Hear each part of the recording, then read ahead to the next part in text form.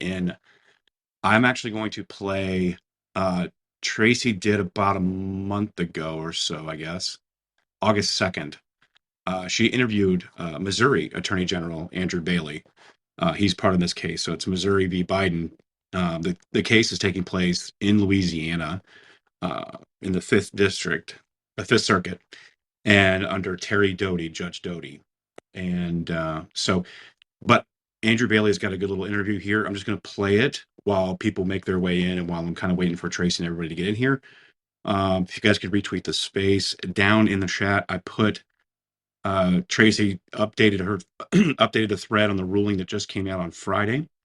So we were kind of looking over it all weekend. She put this thread together on Saturday, and we were holding off until today to do this space. This is part 6 I've looked at now. So this is part 6 of covering this Missouri v. Biden case, which I believe to be probably the most consequential landmark case that we're going to see, that I've ever seen in my lifetime anyway. We'll see what happens from here, but this is government censorship, and even the Fifth District could not ignore that, the district panel. So I'm going to play this interview with Andrew Bailey while I let everyone make their way in, and then we'll get started.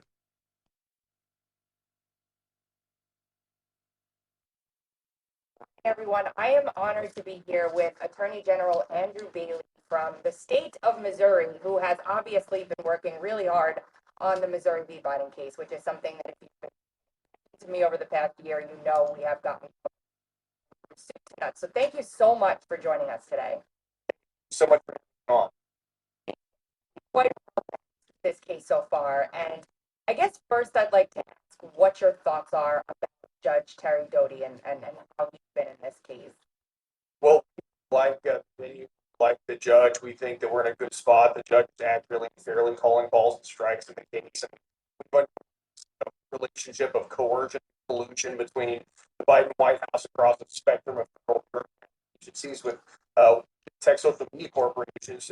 It's a relationship that is a violation of the First Amendment speech that should be enjoyed by all Americans. And at the end of the Constitution, and I think you can see from the on in court and the court's subsequent order, the judge understands that the depth of the problem here. That's why the nationwide injunction that he issued on July 4th was so important. We've got to build a wall of separation between tech.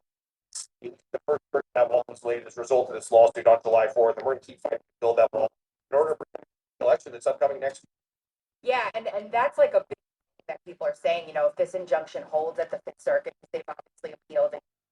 They're going to appeal it again to the SCOTUS, right? So this is going to be a little while ongoing here.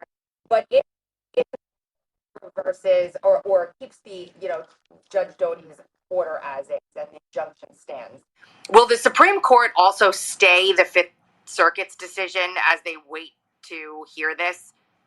You know, there's a lot of legal process that we're going to have to go through before we can answer that question. You know, it's always a bit of a crapshoot to guess what the Supreme Court will do. But I'll say this. In a decision that was handed down in May of this year, Judge Neil Gorsuch in Arizona v. Mayorkas opined that it seemed likely that the federal government had violated the First Amendment in coordinating and colluding and coercing big tech social media to silence Americans' voices who questioned the legitimacy of vaccines or the legitimacy of lockdowns or mask mandates. And so, you know, the Supreme Court sees this one coming. And I think we'll have a favorable tribunal there as well. I mean, at the end of the day, these are the worst First Amendment violations in this nation's history. So we got to continue to fight to protect free speech in America. The whole purpose of the right to free speech in the Constitution is to protect us from the government. And here the government is weaponizing big tech social media to do indirectly what they would be prohibited from doing directly. And so the court's going to stand up and take the right side on the Constitution. And we're confident in the evidence we have thus far and that there's more to follow as well. Did you happen to listen to the weaponization hearing? RFK was there. There was a reporter from Breitbart. You know, one of the lead attorneys on this case was testifying as well. Did you hear one of the witnesses for the Democrats constantly was saying that this decision was vacated? Do you think that's just because she's ignorant of the law, or is that the spin machine in action?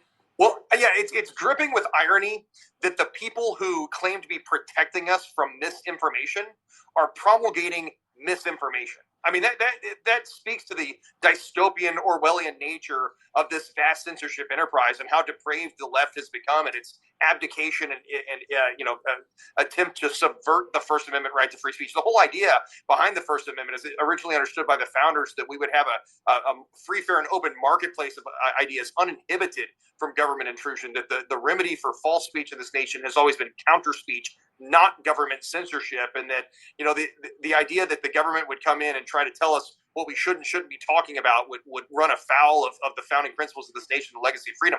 And both sides of the aisle used to agree upon that principle, but clearly the left has jettisoned that principle when it comes to big tech social media platforms. And so this is scary and dangerous stuff. So yeah, absolutely, it's completely hypocritical.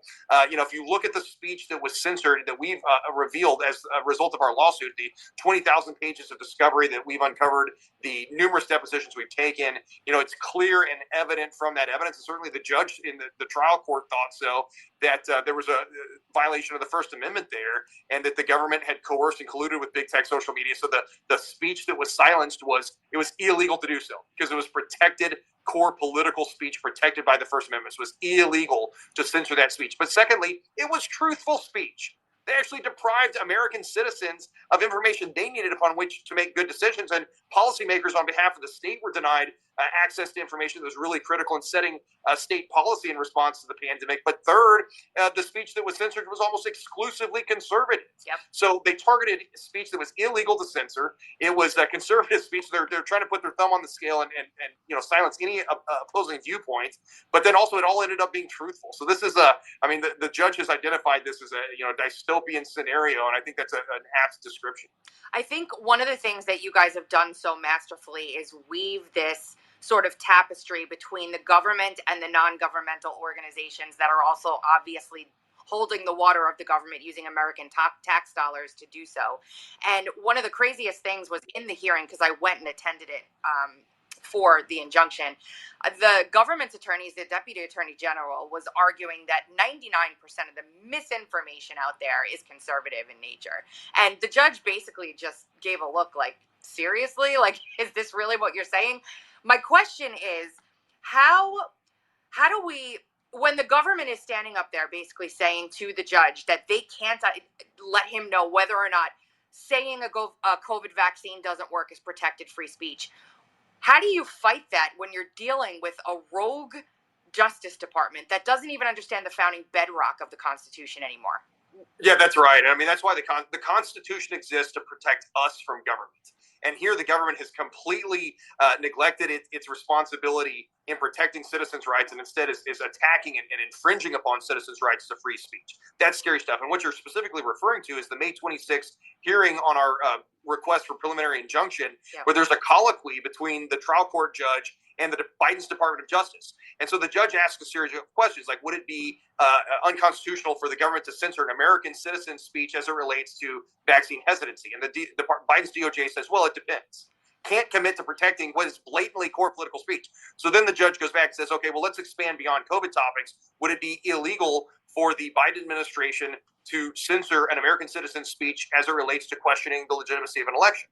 And the Biden's DOJ says, well, it depends. Again, they are completely uncommitted to the protections of the First Amendment. They're uncommitted to protecting Americans' First Amendment rights to free speech. And look at what happened after the judge issued its order on July 4th, 155-page trial court order with a nationwide injunction. But if you drill down to the final pages of that order, what the judge is actually saying, now he reviews the evidence. So 155 pages of mostly what he's doing is recounting the evidence we put on in court. This isn't just Attorney General Andrew Bailey making an argument. This is evidence that we set out in court under the federal rules of evidence, and that the judge weighed and considered in laying out the injunction. But the final pages, the actual order is, federal government, you're not allowed to coordinate with big tech social media on core political speech. Yep. Speech protected by the First Amendment. All the judge is saying is you can't violate the Constitution. Why on earth would Biden's Department of Justice be in a race to appeal that decision? And why could they, in good conscience, go to court and say, Judge, we'll suffer irreparable harm if we're not allowed to violate the constitutional rights of Americans? I mean, again, this is scary stuff. These are the worst First Amendment violations in this nation's history. And that's why this fight is so important to protecting our Constitution. So that quick bit there, I see Names joined us, and like I said, Tracy will be here shortly. She's doing a hit with Emerald Robinson. She'll be here shortly. But that was Andrew Bailey. He's the Attorney General out of Missouri. Sorry about the audio at the beginning.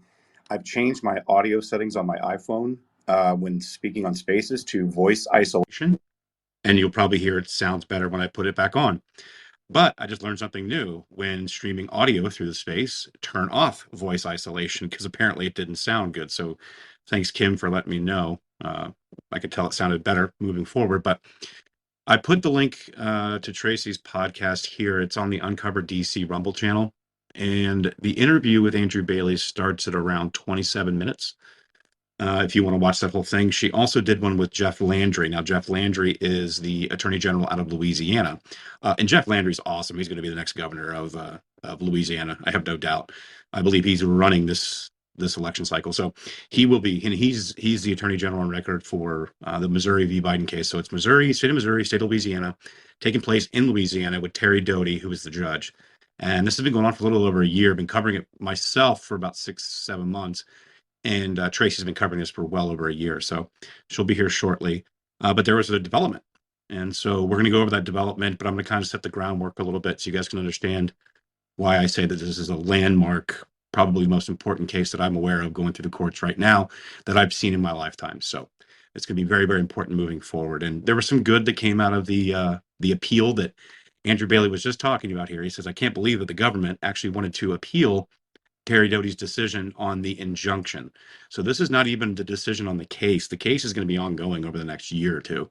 I'll be covering it constantly as stuff gets updated, but this is just an emergency temporary injunction, meaning they wanted to enjoin the government from censoring you, using NGOs to censor you. These very, very different carve-outs, CIA carve-outs, NGOs, the Stanford Internet Observatory, who was responsible for the Election Integrity Partnership that became the Virality Project, Kate Starbird's work out at Washington State, and there's many more under there, but they were enjoined. CISA was supposed to be included in this as well. So, like I said, there's some good that came out of the appeal that the Fifth Circuit panel of judges that's been overseeing this came out with, but there's also some bad, and we're going to cover both of those today. Name, good to see you. How's it going? Good, sir. Good. Yeah, I just kind of playing this as the room kind of filtered in a little bit here. Yeah, I just got to the end part, which we'll talk about, of the bad part of this, which I don't know. It's good, but there's I don't know. I don't like the sister ruling. Yeah, no, I'm not a fan of that either, and we'll get into that for sure. I kind of want to update everyone on the on what's going on here. So if you guys take a look down in the chat, this is the thread that Tracy put together over the weekend. We were chatting on Friday about this when it dropped. I just didn't have time to go through it, and I did not want to do a space on it over the weekend. I figured Monday would be a good day to wait for it. So here we are. But if you take a look at it, basically she says here, thread, Fifth Circuit ruling on appeal of temporary injunction in the case of Missouri v. Biden. I know many of you are new to this case, so I'm going to be brief-ish and update you before we begin. So yeah, I'm going to kind of go through the updates as well. That's why I'm reading this.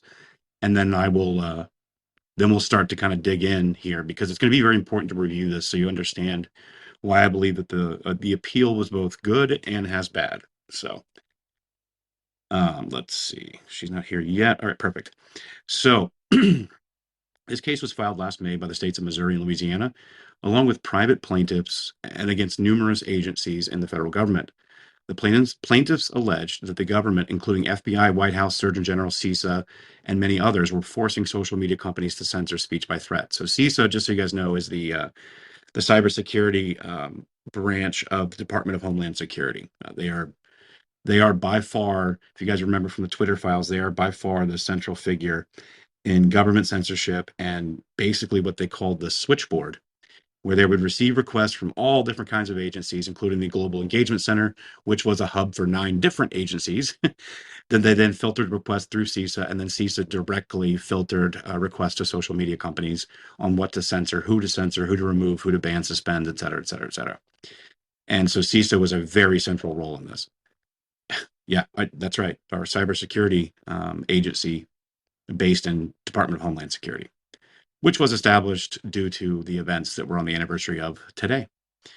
The plaintiffs wanted a temporary injunction to stop this activity as their case moved to trial. Judge Terry Doty granted them expedited limited discovery and deposition to get the information they needed remove a temporary injunction was warranted. So what she's saying here is, like I was saying earlier, this is just an expedited discovery, an evidentiary discovery to prove that the government and all these agencies need to be enjoined to stop trying to censor American speech, First Amendment protected speech. And so this was just for the injunction. We're not even into the trial yet. The trial is going to get wild. And of course, the government fought this the entire way, but ultimately were wildly unsuccessful. The information plaintiffs received was absolutely mind blowing. So if you need to know what that is, on January 5th of this year was a deadline for them to be able to collect basically evidence from the government. They had to provide some 20,000 different bits of documents from the federal government and emails. I mean, there's all kinds of stuff. And if you go through this case, it's insane what's in there. And so, but before I get any further, that's kind of where we're at. Tracy, how was your hit? Glad you're here. It was good. Actually, the control room lost power in the middle, which is why I'm a few minutes late. So I apologize. Jeez. No, it's okay. I actually started this space off with playing your interview with Missouri Attorney General Bailey. Oh, cool. Yes, I played about 10 minutes of that. I linked it to the bottom so if people want to watch the full thing. It's down in the chat. And just kind of going through the thread, kind of recapping folks that may not be aware of what this case actually is. I'm going to shut up and listen for a minute. Okay. I'm just kind of reading your thread and then kind of like extrapolating a little bit so people understand. But this is giving some good groundwork. And again, this is the injunction hearing. So like I said, this is designed specifically to stop the government from censoring. And I went through the agencies there. And then if you guys heard what Andrew Bailey was talking about, AG Bailey was talking about here, he was saying on July 4th. So I remember, because it was basically on July 4th that the judge, Terry Doty, had given his opinion, his ruling on the injunction of the government, and he released it on July 4th. It took about 2 weeks, if I'm not mistaken, Tracy, if you remember. I think it was about 2 weeks, because we did talk about it in May, and then we were kind of waiting on the decision. We weren't really sure when it was going to come through. 2 weeks. It was 2 Oh, months. was it 2 months? Oh, God. Yeah. Yeah. And then I was already a few happy cocktails in, and then I was really happy. So it was a great 4th of July for me. Yeah, it was. I remember because I was too. I was like, yeah, let's go. So I'll kind of briefly kind of give you what this is. So it was on July 4th. I was 155-page ruling, by the way. It was pretty crazy. And so if you kind of skip down a little bit, there's kind of some stuff there. But if you go to Tracy's highlights page, you can find the threaded ruling in there. The mega thread, I believe, that dates all the way back to May of 2022. So if you want to go take a look through that, that is covering it up to date, up through July 4th and beyond. We have some new information here now. So real quick, let me go through this part here. So there were basically 10 different exceptions, 10 different things that the government was not allowed to do in this injunction. And so the first one was they were not allowed to be meeting with social media companies for the purpose of urging, encouraging, pressuring, or inducing in any manner the removal, deletion, suppression, or reduction of content containing protected free speech posted on social media platforms. Number 2, specifically flagging content or posts on social media platforms and or forwarding to such social media companies, urging, encouraging, pressuring, so on and so forth. Basically reduction content, free speech. So again, same sentences. I'm probably going to skip those sentences just for time. And again, urging, encouraging, pressuring, or inducing in any manner. Number 4, emailing, calling, sending letters, texting, or engaging in any communication of any kind with social media companies. Again, urging, encouraging, pressuring. Number 5, collaborating, coordinating, partnering, switchboarding, and or jointly working with the Election Integrity Partnership, the Virality Project, Stanford Internet Observatory, or any like project or group for the purpose of urging, encouraging, right? Those are those NGOs, those cutouts that I was talking about. Number 6, threatening, pressuring, or coercing social media companies in any manner to remove, delete, suppress, or reduce posted content of postings containing free speech. Number 7, taking any such any action such as urging, encouraging, to reduce content protected free speech protected by the free speech clause of the First Amendment in the United States Constitution. Number 8, following up with social media companies to determine whether the social media companies removed, deleted, suppressed, or reduced previous social media postings containing free speech. So again, not allowed to follow back up with, but that was something that they were doing a lot of. So there was this constant pressure, these emails coming from the Digital Communications Office in the White House, amongst many other agencies. Number 9, requesting content reports from social media companies detailing actions to take, remove, delete, suppress, or reduce content containing free speech. Number 10, notifying social media companies to, quote, be on the lookout, so BOLOs, for posting containing free speech. And again, this be on the lookout, right? This goes back to like the hack and leak in regards to the Hunter Biden laptop story. So they were saying that you need to be on the lookout. There's probably some Russian disinformation, Hunter Biden, something coming out soon. It was the Hunter Biden laptop story, the New York Post, and you saw what they did with that, right? You couldn't even DM it to anyone. It was getting removed completely. The preliminary injunction precludes said named defendants, their agents, officers, employers, contractors, and all acting in concert with the aforementioned. The preliminary injunction also precludes said named defendants, their agents, officers, employees. It is further ordered that the following actions are not prohibited. This is very important because, and I'm going to go, maybe I'll let Tracy kind of elaborate on this part because this is probably our favorite part of this.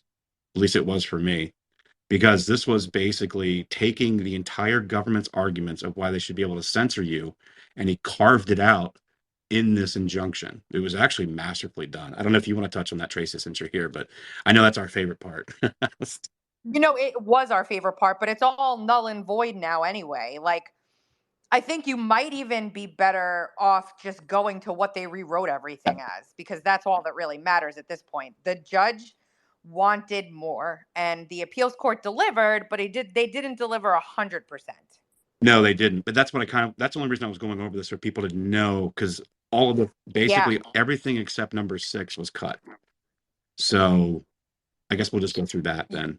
Uh, you just keep doing whatever you were doing. I'm listening. I'm learning again. No, okay, it's fine. So this was the carve outs real quick. These were not prohibited by the injunction. And this is important to note because this was the entire government argument. They are not prohibited to informing social media companies involving criminal activity or criminal conspiracies. They're of national security threats, extortion, or other threats on the platform. Cyber attacks against election infrastructure or foreign attempts to influence elections. They were public safety. There was an actual matter of public safety, because what they were saying was we need to be able to talk to our constituents and we need to be able to put messages through social media companies so we can speak to them. And he's saying, yeah, of course, you should be able to do that. That's not a problem. Permissible public government speech, promoting government policies or views on the matters of public concern. So again, there's that. Posting intended to mislead voters about voting requirements or procedures. That's that Mackey case, actually. Let's see. So informing social media companies in an effort to detect, prevent, or mitigate malicious cyber activity. And again, about deleting, removing, suppressing, or reducing posts on social media platforms that are not protected free speech. And again, he already laid out what's not protected free speech in those beginnings. So, did you have any like overview thoughts before we get into the new the appeal? Well, one in particular, the judge in this case didn't think that he would have to define what protected free speech was, but the government argued they didn't know and that it was too overbroad. And so they needed a better explanation from the judge of what protected free speech was under the First Amendment. And the judge clarified it for them again, and then clarified it for them one more time because they still are just too stupid to know. Just ask the New Mexico governor how she does with the Constitution. And then they, in the appeals court, when they rendered what you're probably about to read in a minute, they made it very clear what protected free speech was in their decision. So that would be the only thing I'd add to that, really. All right. Yeah, no, it's interesting to note, isn't it? They're like, well, can you tell us? Well, yeah, that's the thing. You should know, number one, being the government, but number two, just like this governor in New Mexico, a lot of these people have a firm understanding that these are rights given by government to the people, not protect. These are not protected rights by the people from the government, and they have a fundamental misunderstanding of how the Constitution even exists. You mean to say by God That's to the correct. people? That's correct. Yes. Tracy, I think your initial, both of you, trash too, were of like, hey, let's get 48-hour rule. Well, I just finished reading all 74 pages. I'm really not happy with it because they are vacating the ruling on CISA Yep. and their ability to work with election integrity partnership, all these basically these disinformation projects at universities that CISA was doing, and that's vacated. That's bad news because they It can is. continue to operate as they were with, you know, Kate Starboard, all those people, election integrity, CISA, all that switchboarding activity. They didn't find in this ruling. They did not find that to be coercive or threatening in any manner, and they also looked at CISA as not, which I don't agree with this part, since they are under the Department of Homeland Security, so there is some authority there, but they didn't find CISA to have the same authority as like the FBI. And they also found that CISA's communications with the social media platforms were not either overtly or covertly like threatening in any manner as compared to like how the White House was, or even the FBI or the CDC. So I'm not happy with this ruling, and I don't think it's something to be really celebrated, because Well, CISA continues to operate as is. that was my main point when I threaded it out, and what I said to Trash too along the way is you're absolutely right on that. However, I'm 70-30 on it, maybe 60-40. 70% happy, 30% disappointed. And the reason why I'm saying I'm happy is because of the precedent that it sets and what it has said in terms of what the government has done for censorship for individual users. And Trash, not to hijack, because I'm sure you had planned to get into this eventually, No, we're but good. basically what it's saying for from an individual standpoint, if you forget what you just said for a second, number one, previous censorship and then reinstatement is not something that alleviates the harm that you could face as a user on a platform like this. So in other words, you self-censor when you come back, they're still infringing on your First Amendment right. That's number one. Number two, the court ruled that the government has forever tainted the terms of service and content moderation policies of social media companies for the rest of time because of the threats and coercion from these government agencies to the social media platforms. They will always be thinking about the government cudgel behind them when they craft their TOS. How that will be used and what implication it has is going to end up being, for very smart attorneys to capitalize on, because it's there now. It's in the record.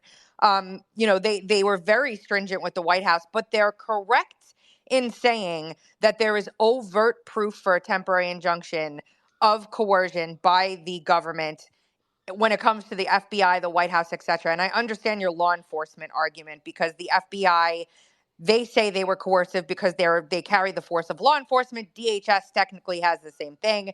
And they put a carve out in for CISA too, saying, look, we don't have, this is limited discovery. We don't have anything yet, but based on what we see right now, here is what we think. Now, I said, and Justin Hart disagreed with me vehemently, but I said, what's to stop the White House from going to CISA and just being like, hey, CISA, could you please gently ask the social media companies to ban these people for what they're saying? And then having CISA just follow the same exact model they've been following and have whatever censorship taken care of. Let's see if they appeal. That's how we'll know if that's their plan. That's why that part bothers me, because anyone following the case and listening to these spaces and following Tracy, CISA, this all along was the liaison between social media and the rest of government. So Yep. all this ruling does is say, well, there can't be direct. Well, actually, it says direct or indirectly. So I wonder if that means that these other agencies cannot talk about this to even CISA. Would that apply here? I never read it that way, the way you just said it. Well, that's what the actual modified provision says. It says the defendants, which would be the White House, FBI, CDC, Surgeon General, shall take no action, formal or informal, directly or indirectly, to coerce, significantly encourage social media, blah, blah, blah. So that I would define that they're not even allowed to indirectly do this, which means go to CISA, which CISA. So basically, the ruling says that CISA has to be the ultimate authority of the messaging to social media. So that's how I would read it. I still am not happy with CISA being able to continue, though. I 100% agree with you. I haven't thought about it like that, but yes, the way it's written, yes, that sounds like. Now, I guarantee you, if they don't appeal this to the SCOTUS, I would be stunned. I think they will appeal it. If they Oh, for don't, sure. They have 10 days. I said that Missouri and Louisiana should be appealing on CISA. That's what I think should happen. Like they should. I agree. But they need more evidence, it seems. Yeah, I mean, I don't see how the record isn't replete. The judge in the 155 pages went insane with references. I guess because they didn't directly say, if you don't do this, then.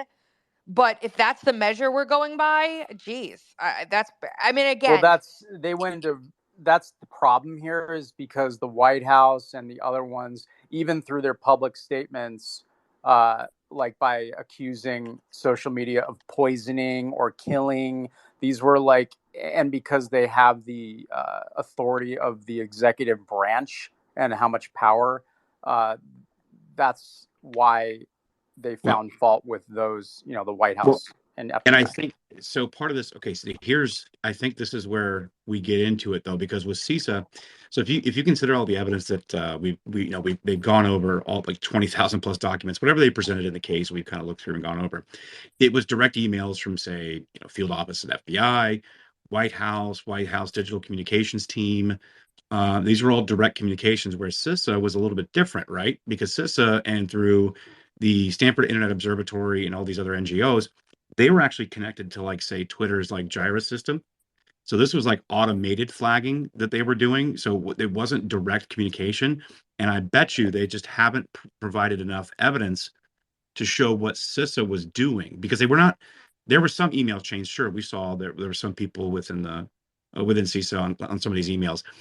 But what they're ruling on here in this appeal, what appears to me, is the direct contact, not only by Vivek Murthy, the Surgeon General's office, but by the White House, by these people directly, the FBI directly, not the indirect like API type connections that they had through all these social media companies, or these meetings that they were having with the execs at Meta or Twitter or Instagram or whatever. They were showing more direct communications, and I think that's why they were able to leave CISA out of it. See, because, like, as an example, so if you look at Part D, and it says, finally, we briefly discussed the remaining offices, namely the NIAID, CISA, and the State Department. Generally speaking, the NIAID did not have regular contact with the platforms or flag content. Instead, the NIAID officials were, as evidenced by internal emails, concerned with, quote, taking down opposing scientific or policy views. On that front, Director Anthony Fauci publicly spoke in favor of certain ideas, i.e., COVID lockdowns, and against others, example of a lab leak theory. In doing so, NIAID officials appeared on podcasts and live streams on some of the platforms. Apparently, the platform subsequently demoted posts that echoed or supported the discredited views. CISA and the State Department, on the other hand, both communicated directly with the platforms. The State Department hosted meetings where they were meant to facilitate communication with the platforms. In those meetings, they educated the platforms on the, quote, tools and techniques that malign or foreign propaganda actors, i.e. terrorists, so on and so forth, would use. So this is important to note, because what they're saying here is that, yes, they did have these meetings. However, they were not directly telling them what to take down, so on and so forth, rather giving them tools and techniques and algorithms and everything else. It's what they're saying here in this opinion. So maybe that's why. Yes, except, despite what you're saying and otherwise showing a very firm understanding of the record, that isn't all that CISA was doing. Correct. And yeah, so but the record shows that already. So that's the thing that's concerning about it. But again, to get a temporary injunction at all is such an overwhelming task. It's almost never done. And when it is done, it almost never survives an appeal. So the fact that we're even here today talking about this it's huge. It really is. And so when I first read it, like you, Naeem, I said the same exact thing. I was going around and Trash, you and I were talking about it too. Like, stop jumping up and down like this is the end all be all, because it really isn't everything that we want. And it's damning that CISA can continue. It is. You can't sugarcoat that. However, what you just said is also, I would say, 90% of the record that's been presented so far. So Yeah, and again, keep in mind, guys, this is not the trial. I mean, I want to be very clear on what this is, right? This is just enough evidence to gather to warrant a temporary injunction while the case continues on to trial. So, they can only gather so much or think to gather so much or pour through 20,000 plus documents, not having enough pressure to get more information. They thought they had enough here to present it. And so this will continue on. This is not the end.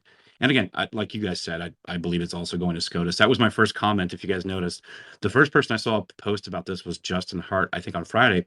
And I immediately said, "Hey, I'm not done reading all this, but not all this looks so good. Look, let's pump our brakes here."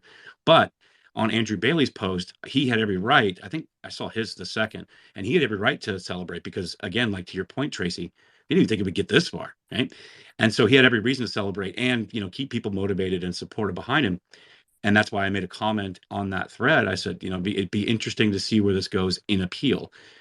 What I meant by that was SCOTUS. So I think we're not done with this appeal yet. But yeah, this is the part that I think all three of us were like, damn, Cease is getting out of this. So, yeah, and the other thing to note too is that in the discovery, and you've done such a freaking amazing job on this, Tresh. The discovery only came from the government defendants. Now they're out getting discovery from Facebook and from Meta. I mean, and from Instagram and from Twitter and from YouTube. They're getting discovery from the non-party. I don't know. The non-parties. We'll just call them non-parties because that's what they are. So that's gonna, like, look what happened with Jordan and Facebook. They subpoenaed Facebook. Facebook dumped. We got so much more proving that there was this encroachment. And the reason that that's important is Jim Jordan and Congress entered a friend of the court brief in this appeal before the hearing happened and put that stuff on the record. And so if you listen to the oral arguments, you heard the government arguing that that can't be included. The judges specifically asked, can we take this record as part of the, factual information in this case? And the government was arguing against it because they didn't want the court to be able to look at the meta emails and then use them to come to a decision in this case. But they did inform their decision because every friend of the court brief will in a case like this if it's allowed. So, yeah. yeah, this is just nuts. I'm looking through it more. I think I don't know what Bailey's said, but they should appeal this to the Supreme Court, and I would be surprised if the government doesn't appeal it as well. If the government doesn't appeal it, they come up with another solution, and they don't care. That's my thing here. If the attorneys who are absolutely brilliant, John Sauer and all the guys over in Louisiana and all of the attorneys that are on this case for the plaintiffs are amazing. They're going to probably weigh the risk versus reward for appealing this themselves. And come to a decision. If they decide not to appeal, it's probably because they viewed the risk of appealing as more of a detriment to their case than the reward could possibly be. Well, I guess, I mean, look, this doesn't let, so to be clear, I guess, okay, this doesn't let CISA off the hook, okay? This is just an injunction to get them to stop what they're doing while this case plays out. So, right, Tracy? Is that Correct? Yes. Yeah. So, but it just stops the White House. But basically, again, Tracy, go to page 70 and just read the modified provision 6. The way I look at it is that White House or FBI can't even go to CISA. So it is good in that part, but it just is bad in that CISA can continue operating as it has been. But it also doesn't let them off the hook for what they did, and that'll just come out through the trial. But I do. Let me get into this real quick so people understand why we're harping about CISA so much. So, and again, on this tweet here, I think you put it well. State Department didn't flag content, but CISA did, acting as an intermediary for third-party groups and then switchboarding, as I was mentioning earlier and explaining, based off of the Election Integrity Partnership and the Center for Internet Security, CIS. The officials' quote actions apparently led to content being removed or demoted by recent recipient platforms. So CISA, however, did flag content. Beyond holding regular industry meetings with the platforms, CISA officials engaged in switchboarding operations, meaning they acted as an intermediary for a third-party group by forwarding flagged content from them to the platforms. For example, during a federal election, CISA officials would receive, quote, something on social media that local election officials deemed to be disinformation aimed at their jurisdiction, end quote. And in turn, CISA would, quote, share that with the appropriate social media company. In switchboarding, CISA officials worked alongside the Center for Internet Security Election Integrity Partnership, it's not project, two private organizations. The officials' actions apparently led to content being removed or demoted by recipient platforms. So again, I mean, CISA, we know this, right? We've covered this many times and covered CISA for many reasons, not just in this case, although this case is addressing those reasons that we're covering it. But that they were switchboarding. And again, just to remind everybody what they were switchboarding, it wasn't just like local official precincts. It wasn't just it wasn't just various health groups and NGOs. It wasn't just the Stanford Internet Observatory Election Integrity Partnership Virality Project. It was also the Global Engagement Center. And the Global Engagement Center was 9 different governmental agencies and organizations that basically any request that they had, they would filter all these tranches of accounts or posts through the Global Engagement Center. Global Engagement Center would then feed into CISA. CISA would switchboard to the various social media companies to get the content taken down, demoted, deprioritized, or get accounts completely removed, or call Tracy a Russian asset. So one thing to add to that, Trash, is this ruling.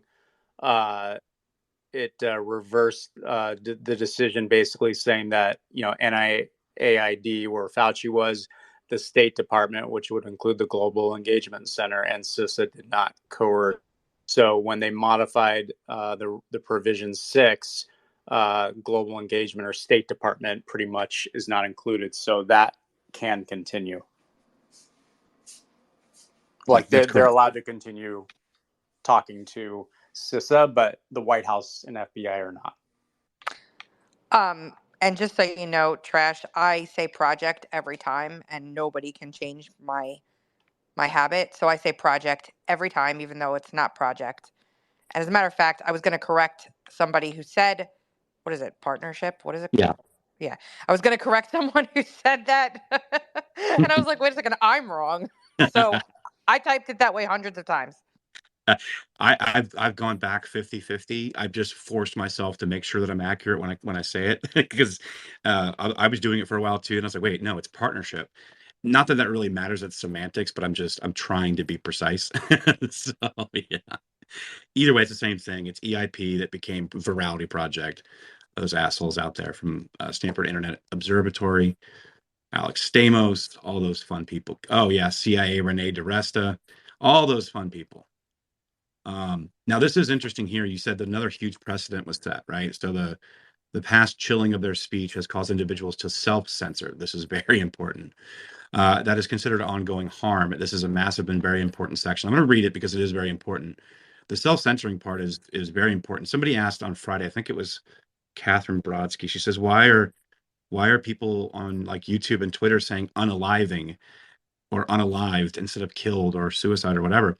It's because those words specifically trigger within algorithms. YouTube channels can get demonetized if they say suicide or killed or whatever, as opposed to unalived or unaliving. So that is a self-censor that not only just has like personal censorship ramifications, but it actually has monetary ramifications. And so this is very important because this is chilling speech, right? This is how the social media companies are chilling speech. They're saying all 5 individual plaintiffs have stated in sworn declarations that their prior censorship has caused them to self-censor and carefully word social media posts moving forward in hopes of avoiding suspensions, bans, and censorship in the future. So instead of calling it a vaccine, calling it the jab or the poke, right? That's another example of this. Koldorf, for example, explained that he now, quote, restricts what he says on social media platforms to avoid suspension and other penalties. This is Cariotti, so that's Aaron Cariotti, by the way. He's one of the plaintiffs in this case. Described how he now must be, quote, extremely careful when posting any information on Twitter related to vaccines to avoid getting banned. and that he intentionally limits what he says publicly, even on topics where he has specific scientific and ethical expertise and professional experience. And Hoff notes, that's Jim Hoff, the Gateway Pundit. Hoff notes that to avoid suspension and other forms of censorship, his website, which is Gateway Pundit, frequently avoids posting content that it would otherwise post on social media platforms and frequently alter content to make it less likely to trigger censorship policies. These lingering effects of past censorship must be factored into the standing calculus. I will say, to the credit of the court that issued this appeal, they were very specific with citing citations and cases. I've seen appeals where they're just garbage. They didn't do anything like that. I don't know what you thought about that, guys, but Well, that's huge because what they're trying to do is make it SCOTUS ready, yep, which is why I think it took them so long to come up with it. And their interpretation of those cases forever changes how those cases are viewed. And so this is a precedent setting thing, which is why I gave it the 70% I did, because the words and concepts and things that they're saying in here are going to filter down to people all over the place. Like, I specifically reached out to Rogan because DC Drano, because yeah, I wanted him to see this. His case is referenced several times. Now he sued Twitter directly, and the court makes a very important distinction over and over again. This is not somebody suing a social media company for their TOS. This is somebody suing the government for forcing a TOS. But that will help him in his case, because now he can argue that he almost in favor of Twitter. They were working because they were being threatened by the government. Now, whether that means he now has to sue the government, I'm not sure. But there's a lot in here. And the way that they wrote this, I don't want to say it's an opinion because it's not decision, is really beneficial for everybody, honestly.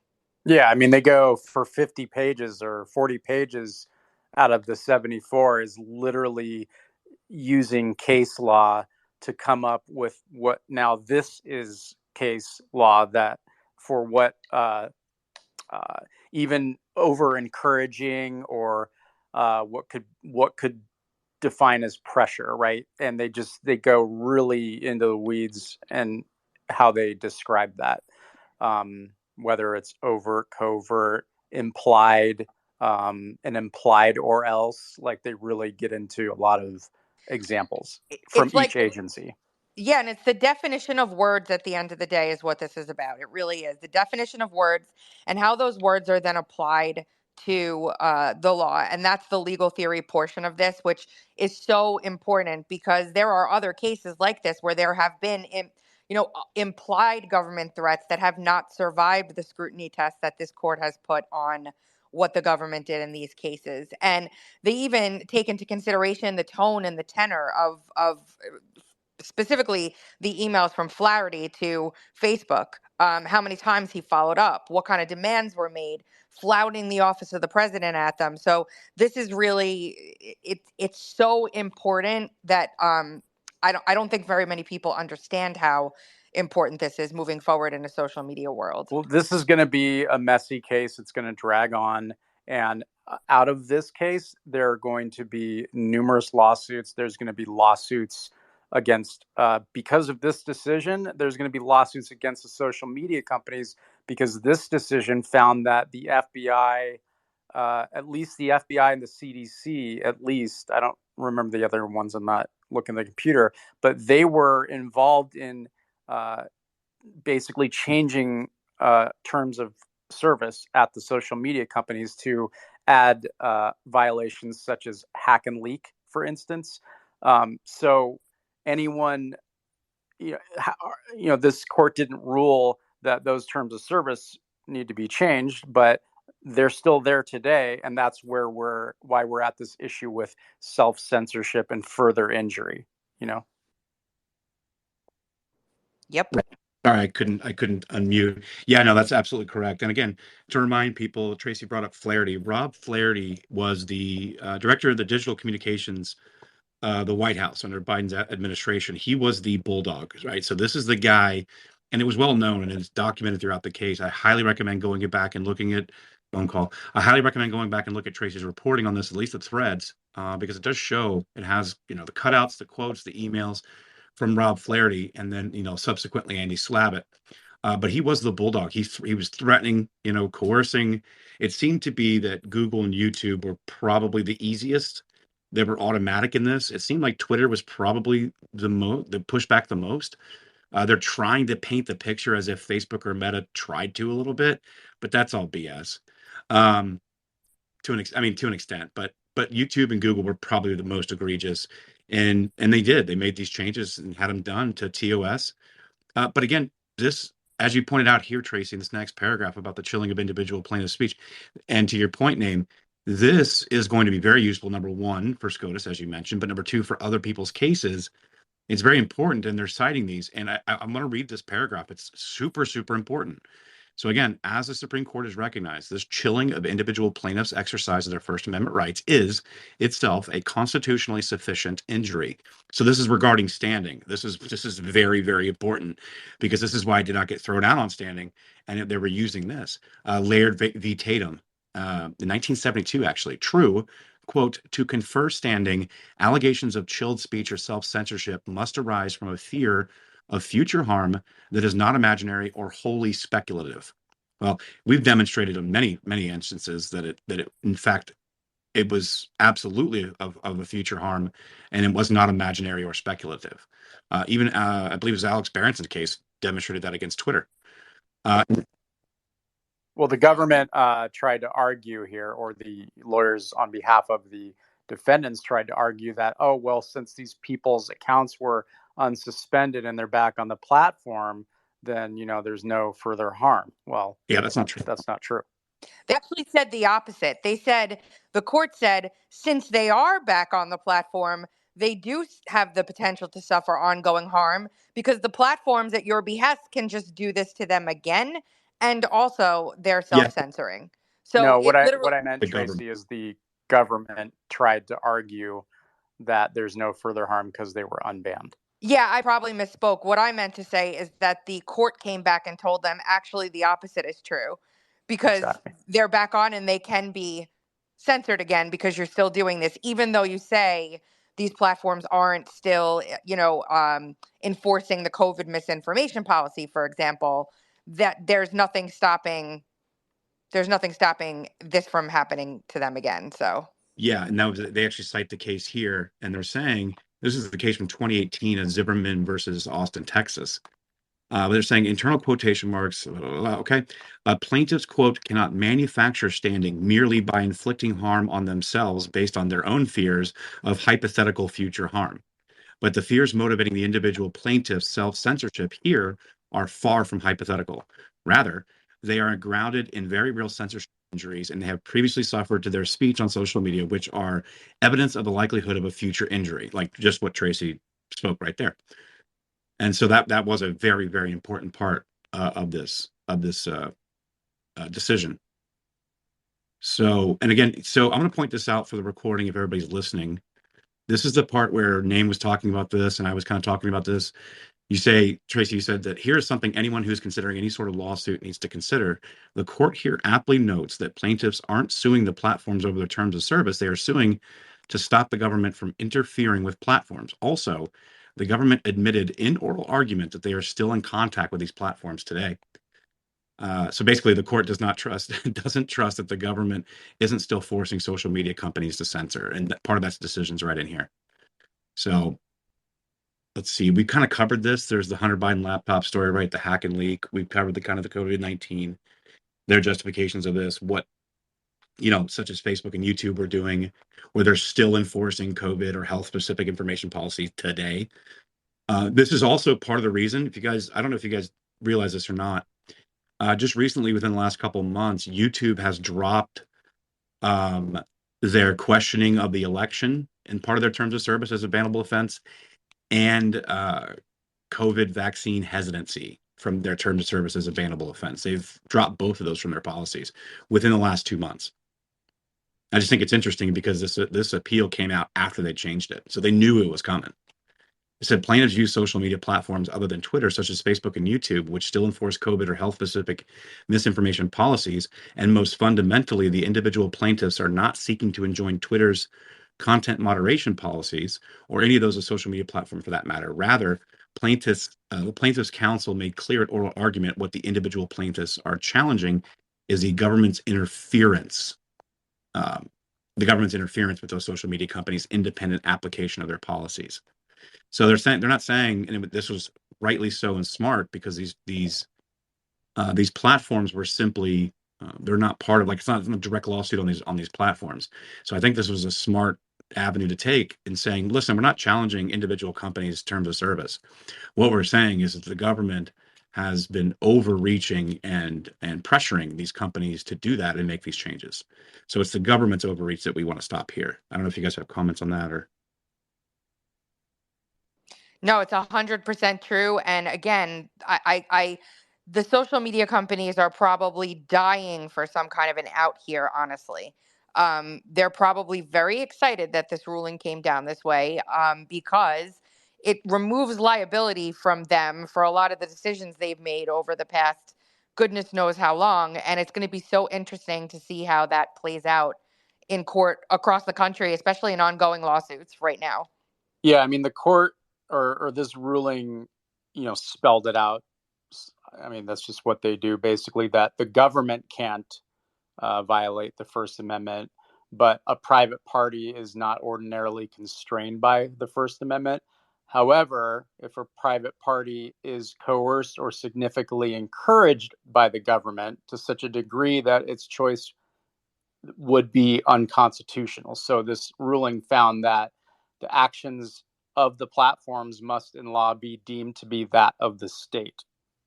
So They basically just ruled that the social media platforms are acting as the government, yes.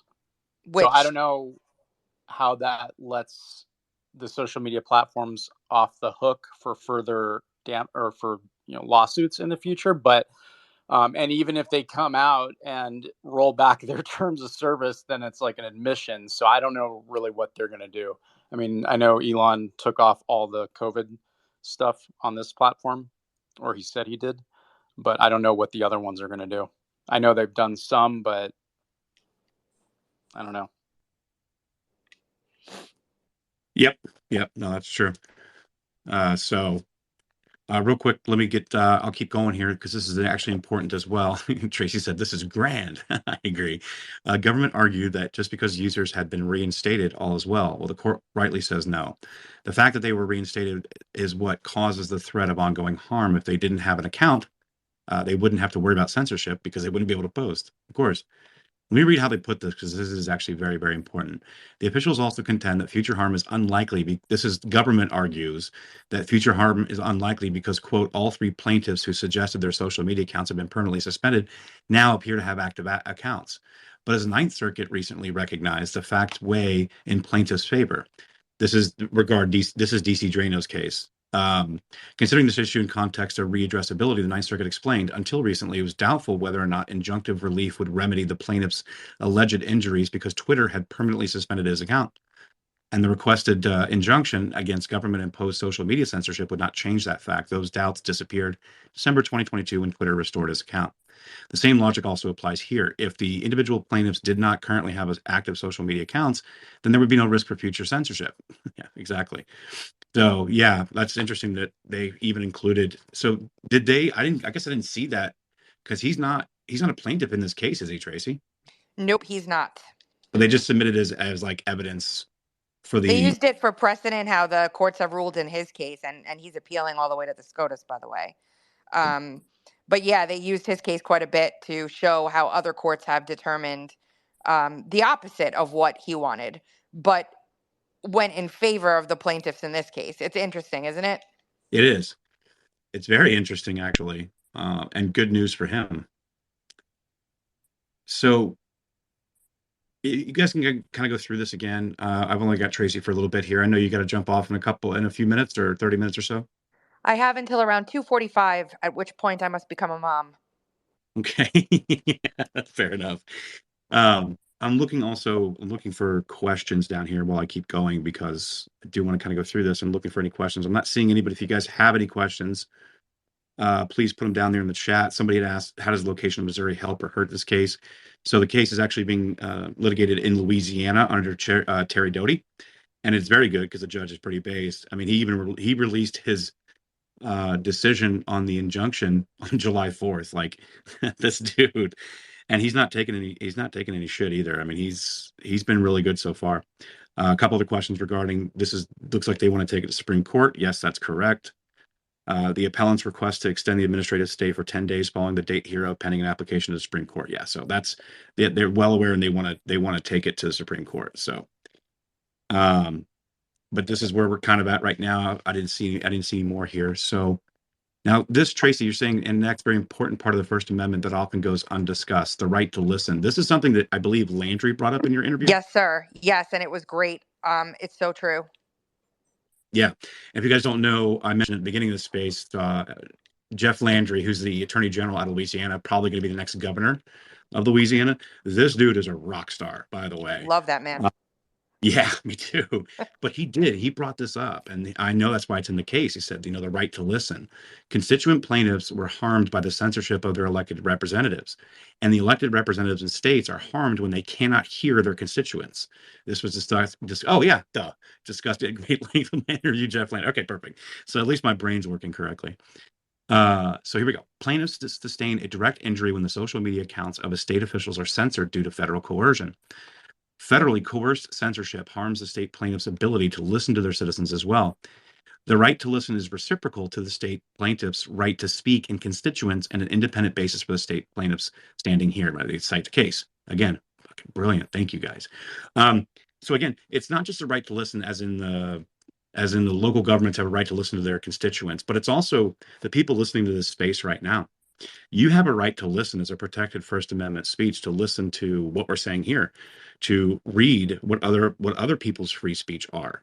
That is just as much as protected under the First Amendment as you being able to speak it, your ability to hear it. And again, if you guys haven't seen it, go to Uncover DC's Rumble channel. I already linked the Bailey interview. Go watch the Jeff Landry interview. He's pretty awesome. Was that the speech or was that the interview? What do you mean? Well, because I remember listening to it. I can't remember if it was the space or if it was Oh the no, it was Bailey did the space, Landry did just an interview, that and we had technical difficulties and he blamed it on the government. It was so funny. I remember. It's actually linked in that tweet that I put the in the beginning of the thread. I put a tweet and I said I had the pleasure of interviewing Landry and Bailey, and both of them are linked there if anyone's interested. It's, I don't know, 15, 20 minutes long. It's worth the listen. It's really great. And his accent just blows me away. Man has a great, like, he sounded to me like he was from Brooklyn, and apparently that's a real common thing. Like, people who are from like the deep south of New Orleans sound like they're from Brooklyn to some people, and I grew up there, so I was like, wow, this is weird. So Anyway. Tracy, I didn't listen to the interview yet, but are they expecting a appeal by the government? Yes, I took this interview I did with Jeff Landry was the day of the oral arguments, and yeah, he said that they're expecting that the government will appeal if they lose. All right, so either the Supreme Court takes it up or they deny the appeal, and then this is it, and then the case goes on. Yeah. Trial. Yeah. This is going to drag on for another year. Well, that's why the injunction was so important. That's why they wanted the injunction. Exactly, because the case is going to go on forever, and they do not want, in between the opinion and decision and appeal of this case, the government to be able to do what it was doing that they clearly outlined. That's why the emergency injunction with the expedited discovery was so important. Yeah, well, the CISA ruling, again, this is why I don't know what I mean. Okay, maybe there's 30% good, but CISA was the main apparatus of this whole thing, as far as getting all the why 22 million tweets were suspended or whatever. That's all that stuff was through CISA. The pressure and the threats and whatnot were White House, FBI to an extent, but the main amount of censoring was done through CISA, and that is allowed to continue. And that means Renee and Kate Starboard, they're all still in business. They can keep getting grants and doing these projects and funneling these reports to CISA, which is funded by most of these outsider groups are getting funding through government grants to some extent. And that's why this is the part I'm disappointed about, that's going to continue. And I don't know, not Yeah. happy about it. Yeah, I mean, like I said, there's going to be an ongoing deal. It just depends on the platforms. I mean, like, I don't think anybody's confused at this point whether or not they have free speech on Facebook or Instagram. Here, it's marginally better. In many ways, it's a lot better, but it's marginally at best better here. Obviously, there's other tools at work, and they're trying to, we've seen the attacks through, ADL and the other advertising apparatus, the Nandini Jammies of the world, who are attacking advertisers and ad revenue and spend. So that's become a problem here on Twitter. But overall, I'd say Twitter is probably the most free of consequential platforms. I mean, there's other platforms out there that are free speech, but of consequential platforms, I'd say Twitter is still, at least we're up there. But no. I mean, CISA has not been involved with this at all. It's going to continue on. We have our other fights name when we're talking about the NDAA and how they're going to even further industrialize the censorship apparatus through an actual spending bill through the Congress. But that's another space for another time. Right now, I'm going over this case, but I just wanted to kind of mention that here. This is what I want to point out. So we've been talking about injunction. Those of you that may not be well versed in this, let me explain. So Tracy does a great job here at explaining, and the court does too. So the court explains on section 4 on page 27, they're explaining the bar that you have to hit to even be granted an injunction, right? So number one, you're likely to succeed on the merits of your case. So if you're granted the injunction, you're likely to succeed on the merit of the case, right? That's great. Number two, there's, quote, a substantial threat that you will suffer irreparable injury without it. Agreed. Even the Fifth Circuit here has demonstrated that. Number three, the injury you could sustain outweighs whatever harm the injunction could cause the other side. And number four, that the injunction does not disserve the public interest, which it does not. Now, it may disserve the government's interest, but that's not the point here, and that's not what the point of the Constitution is either. So, and this is what they said. They said a party seeking a preliminary injunction must establish that they are likely to succeed on the merits, that there's a substantial threat that they will suffer irreparable injury otherwise. The potential injury outweighs the harm that will result. And on the other side, an injunction will not disturb the public interest. It's very, very important. And you say here, frame this. So, quote, the plaintiffs allege that federal officials ran afoul of the First Amendment by coercing and significantly encouraging social media platforms to censor disfavored speech, including by threats of adverse government action like antitrust enforcement and legal reforms. So, to be clear, they threatened the protections under Section 230, right? They would bring these companies into antitrust litigation.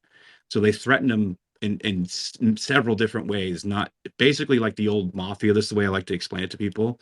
It's like the old mafia insurance pitch. Boy, it really would be a shame if this place burnt down, suggesting that if you don't do what I tell you, I'm going to burn it down. And so that's what the government did here. They were strong arming these companies. They 100% were. Now, were a lot of these people, individuals within these companies, happy to do it? Yeah, you bet. There was a lot of ideologues that were working within these companies.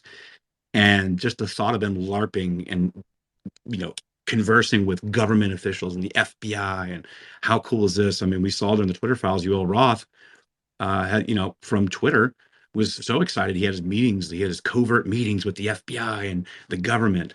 I mean, these people were ridiculous. But overall, there was plenty of evidence to suggest that it was 100% strong arming. See, the issue I have with this is that if this court gives an opinion where they find that the White House or the FBI, basically that the executive branch was doing this, then CISA should just automatically fall under this. Like, I don't know why they're like just saying that CISA's conduct falls under, quote, attempts to convince or not coerce, and there were no threats, and that there were just simply their requests weren't threatening. But I just don't agree with the ruling. I'm not a lawyer, but CISA is under the DHS, which is inside the executive department. So, or the executive branch. So if they're going to apply or tell the White House and FBI they cannot be doing this, CISA should just be included in that. It should just apply to the executive branch. You guys understand the logic there? It just doesn't make sense, because the White House or the FBI can sort of be the bully, and CISA is just sort of doing all the menial, like, analyst work and just giving them the info. So I'm not happy with that. And No, I don't. I mean, if this is if the Supreme Court hears this, then I hope that the attorney generals can come up with a better argument to even reverse the ruling on CISA, just because they fall under the executive branch. So if they're going to basically say that the executive branch or these officials are prohibited from this behavior, well, then any part of that branch should just fall under that ruling. they kind of do address it here a little bit. You got to kind of skip down a little bit in the thread, but obviously, like Tracy said, we have clear coercion in the case, but the court continues its analysis because this is going to SCOTUS. It is important that he needs to be very well settled when it gets there. So what they're talking about here with the Second Circuit is this. Basically, they said the Second Circuit starts with the premise that a government message is coercive as opposed to persuasive. If it can, quote, reasonably interpreted as intimating that some form of punishment or adverse regulatory action will follow the failure to accede the official's request. So this might also explain why they're not including it in there as well, because CISA does not have that kind of authority. So I don't know. Maybe this is right in here is where they're because obviously they're setting it up for SCOTUS. That's what they're doing here. That's why they're citing all these different cases. But maybe they can't find a precedent for it. I mean, it is unprecedented what's going on. But I just don't know. I don't know if they got pressure and they just said, well, we'll figure out a way around to getting you out of it. I'm not sure. But because it looks like they keep focusing on, like I said, the White House, Rob Flaherty, and the direct authority, basically. So CISA does not have direct authority. They simply have suggestion. And I think that's where this is falling. Correct me if I'm wrong, Tracy, but I think that's see, I mean, that's what they said, but see, they are a enforcement, or they work under an enforcement division, the Department of Homeland Security. So if they're going to rule that the FBI, maybe they weren't as coercive or threatening with their language, but I don't know, a lot of the things they apply to why the FBI or the White House has authority to do things would definitely also apply to CISA and the Department of Homeland Security. So letting them off the hook here. We have the CISA expert down here. You see, Mike is in the space. Well, you can come up if you want to talk, Mike. Is Ben's here? Yeah. I'll see people come up. But yeah, I mean, CISA was doing all the dirty work here. I mean, it's just the way it is. Mike knows that better. He'll let him talk. Hear me? Oh, what up? I'm going on like 1 hour of sleep right now, but I'm just listening. You guys are speaking all of the keywords that light up my dopamine system. So, but I was just listening and learning from Tracy. Tracy, you've been doing an incredible job with, shortcutting, having to take a fine-tooth comb for a lot of folks who don't exactly find judicial rulings to be Melville in terms of their prose. But so you're doing an incredible service, and I think we all appreciate it. Thank you very much, Mike. It's appreciated from you. And, look, at the end of the day, I am with Name on this. I'm not 30% positive. I'm like I said, 60 or 70% because of the rest of the implications here, but not including CISA in this because they're not coercive enough. What he's saying is true. They are under the Department of Homeland Security. That is a, quote, law enforcement organization. No, I mean, he's right on that. I didn't think about it like that either, which is always why I love to pour things over with as many people as I can in conversations like this. They're the most evil out of all of them. Yeah, the White House was really bad. Of course, the FBI was terrible. The Surgeon General's office was no better when it came to. I mean, think of all the people who lost their lives because of the propaganda that was pushed out to the American people completely inorganically, which is another thing that the court brought up a bunch. That state. I was just on with Emerald, and Emerald said this: propaganda. The platforms were threatened into propaganda, or else, like, amplify this government message inorganically so more people see it, or else we will do X, Y, and Z to you. So it's there's so, and for the court to note that is just, it's stunning. It's unprecedented for a court to be this accommodating to the truth lately. So Well, can I go off for just like a minute? My brain power is at a pretty low level right now, just because I've just had a wild like 24, 48 hours here. But can I just give my take on it? Is that Yeah, of yeah, course. we want you Yeah, to. just Please do. before, I want to read this section where they talk about the FBI and why would this not apply to the Department of Homeland Security. This is what it says. This is especially true of the lead law enforcement, investigatory, and domestic security agency for the executive branch. So, DHS falls under that as well. Go ahead, Mike. all right? So I have a bad news, a neutral news, and a good news take on this, and I'll start with the bad news, which is on the CISA EIP censorship octopus situation here. It's from the lawyer's perspective, uh, the the facts of a case often make law, almost more than principle. That is, if you have a really gross set of facts on your side, you can often achieve a hugely favorable legal precedent, even if it wouldn't hold up in most situations. And so the precedent will last for a long time until another case with better facts come around. I am afraid, and I won't lie, I'm slightly depressed when I think about how we will likely never have a better fact pattern than what we currently have on CISA for any government censorship activity from now until the end of time. They got busted dead to rights saying they only set up EIP to fill the gaps of what the government could not do itself. And EIP was stupid enough to put in writing in a big fat operational timeline infographic them presenting to the fucking federal government their idea for serving as their censorship cutout. Most people are not this stupid or sloppy, and with all the heat that's been generated in the past 18 months on this, they're not going to do that again. This, if we don't win on the CISA issue in this case, it's going to be buried forever. That is, though they will always, if EIP can't get brutalized in this decision as a CISA cutout, then nobody's a cutout.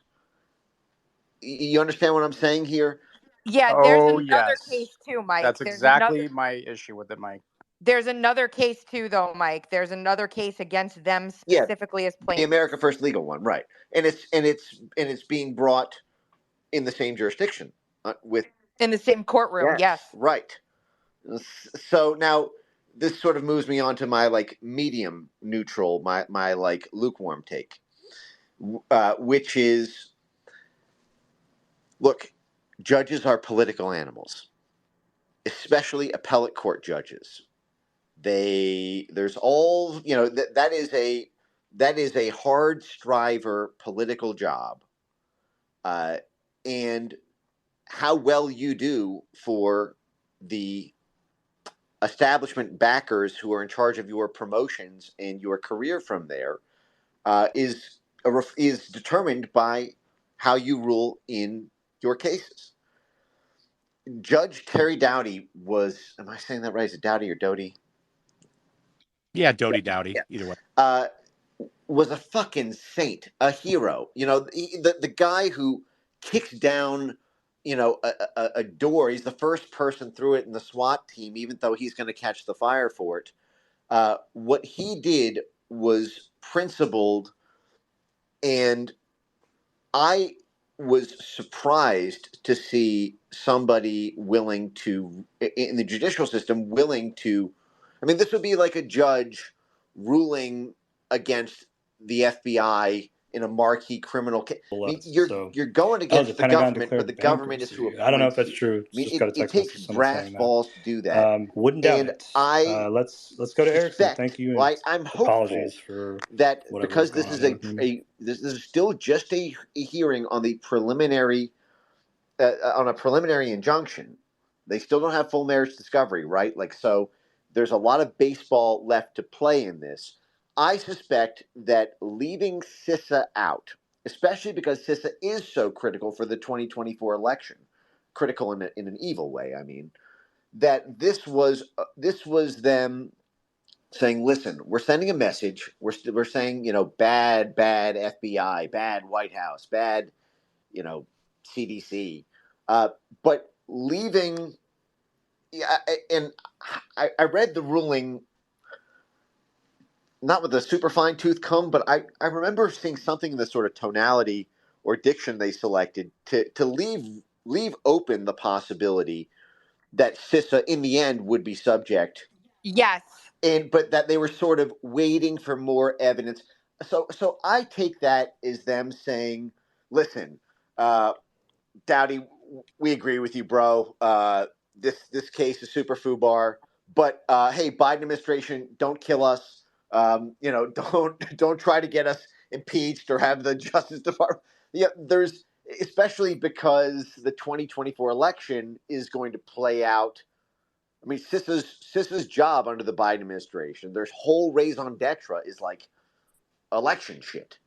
And for them to be, I still think there's going to be heat on them from this because the more they do uh, uh, in the next 12 months, everything they do, first of all, I'm going to be up their ass for everything they do. And that's going to find its way into motions from, the state attorney general's offices. So I still think there's still something effective that, but I think having the semblance of a back and forth creates a sort of legitimacy record. I think in the back of their minds, they're hopeful that SCOTUS or somebody with career security will ultimately deem CISA to have been in violation of the First Amendment, but they don't want to make the call because they don't have that kind of job security that a SCOTUS judge does. That's the way it Yeah. reads to me. Yeah, and there's also ongoing discovery throughout this period. So CIS is going to be under the microscope the entire time for consistent production. So you're 100% right with what you're saying. Yes. Well, they're going to have to, as the case goes on, and hopefully, if the Supreme Court hears this, I would assume that Bailey is going to argue that CISA should just be part of the ruling because of their association with the White House and the executive branch. They were just merely doing all the, like we said, just providing all the millions of content to social media. White House or FBI would do the threatening or pressuring, and then CISA would just hand deliver all the stuff that the White House or FBI were threatening the social media platforms to remove. Therefore, CISA is just part of that whole group. If you're going to prohibit the executive branch, CISA should be included in that. I'm really shocked they came to that conclusion in this, and I hope that if the Supreme Court hears it, that they lump in CISA and just say no one from the executive branch. Because I'm going to say Renee DiResta, Starbird, and the friends at Facebook, Berman, and they're all celebrating it because, number one, they still getting their grants and able to do this work, because if they become irrelevant and can't do work for CISA, that's going to hurt them and all the other universities and these digital labs and whatnot that aren't mentioned in this case. They're still in business. Understand, though, if the government appeals, the Supreme Court isn't going to.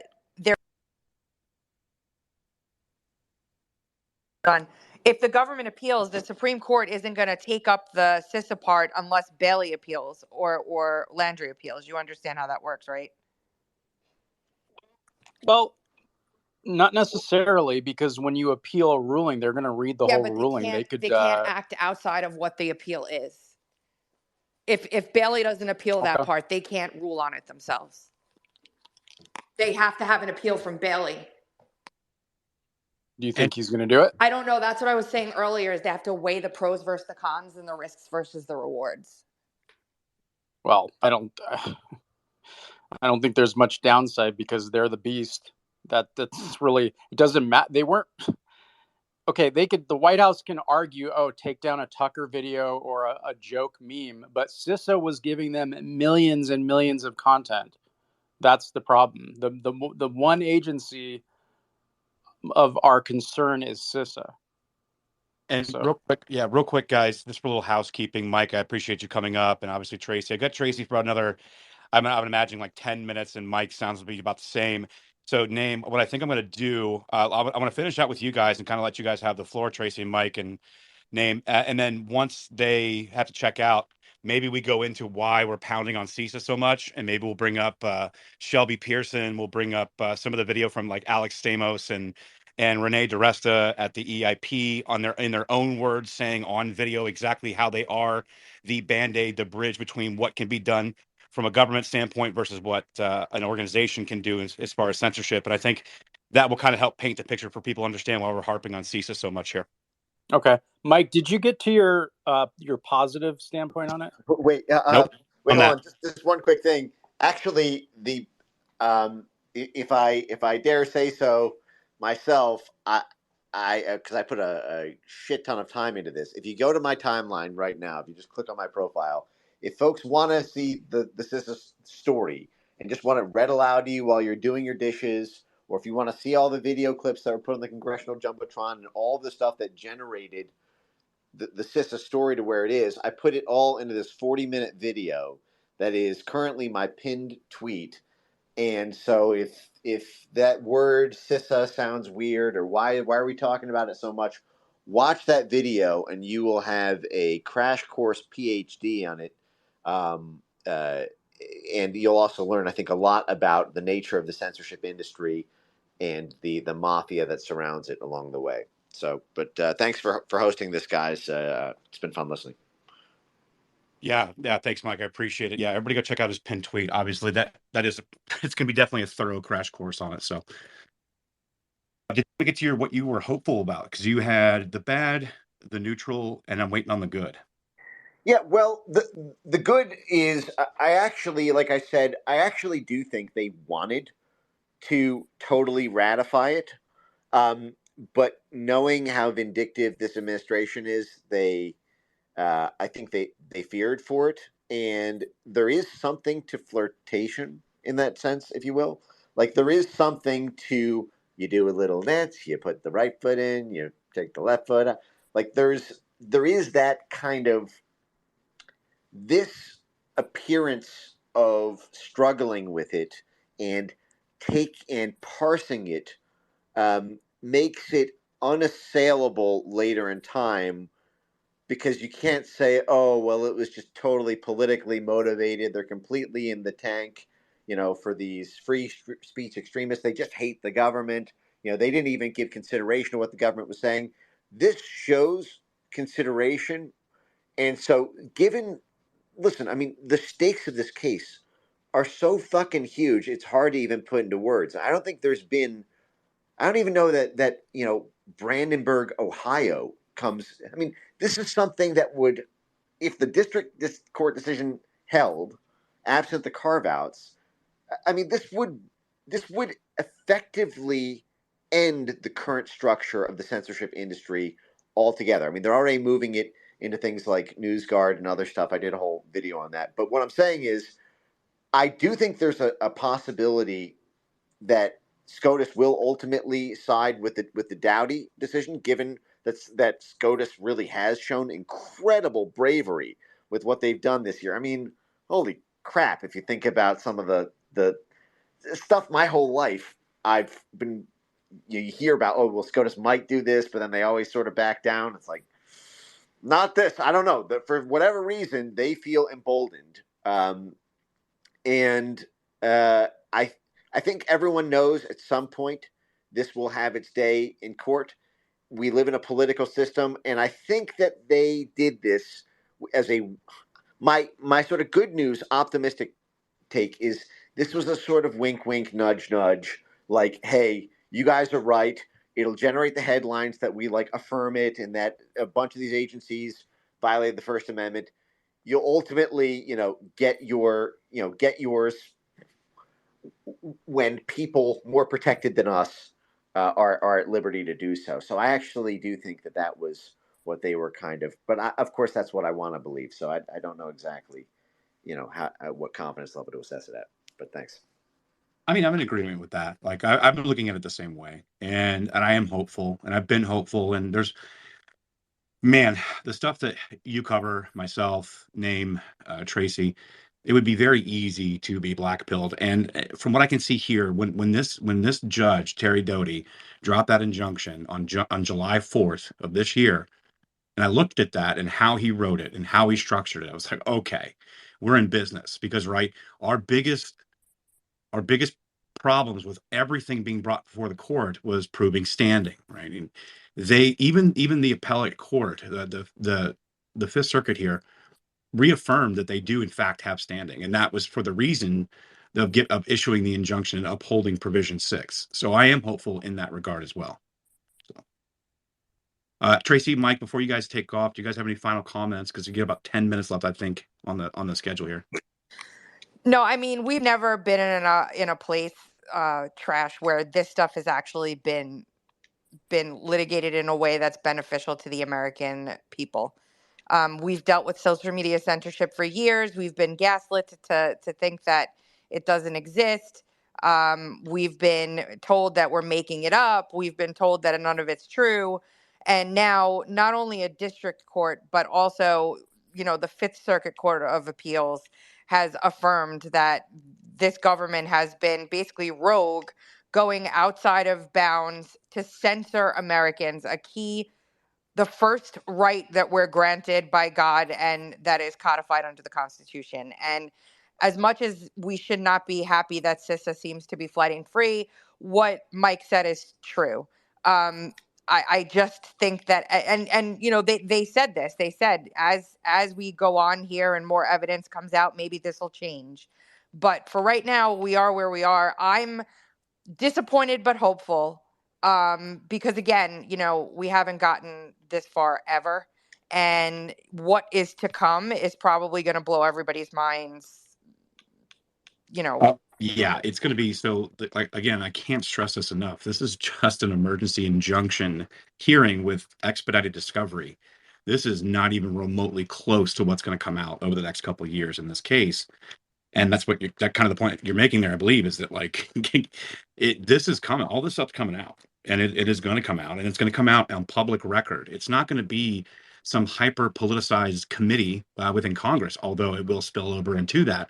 This is going to be public court record.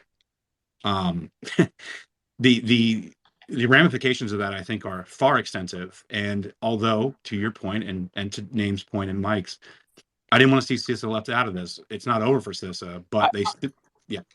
I think Mike made a good point on the positive thing. I totally agree with that. And the ball is in Bailey's court here, and I think this is such an emergency situation of where we're at that, I mean, through elections, this trial will drag on. So I hope, I actually will, I think it's worth it to just appeal it right now to the Supreme Court to get an emergency injunction against CISA, because that is what is doing the damage. It's worth it. You have to. And I think they have enough evidence of it, or can make an argument that because they're within the executive branch, they're, the head of the executive branch was making the threats or pressure. Therefore, the underling at CISA didn't need to. They just needed to provide the data on behalf of the executive branch. I think it's worth a shot, and they should do it. Otherwise, they're free reign until this case is done, which could take forever. And I real want to quick, echo how yeah, correct that is. If I can just jump in here on real that. quick though, because I got about 5 minutes with my. I'm just gonna say goodbye now so I can run upstairs. Sorry, Trash. It's okay. Thank you so much. This is Well, one more time. fantastic. What I was going to do was actually read the final conclusion. If you wanted to give any final thoughts on that. Okay, go ahead. All right, cool. So, in conclusion, the court vacated a number of the line items from the post that I told you would bookmark above, and rewrote what the CDC, FBI, White House, et cetera, other NIAID and CISA, et cetera, are barred from doing. So, they vacated prohibitions 1, 2, 3, 4, 5, 7, 8, 9, and 10, but that leaves provision 6, which bars the officials from, quote, threatening, pressuring, or coercing social media companies in any manner to remove, delete, suppress, or reduce posted content of postings containing protected free speech. But those terms could also capture otherwise legal speech.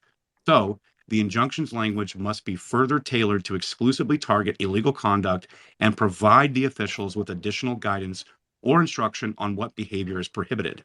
To be sure, our standard practice is to remand to the district court to tailor such a provision in the first instance.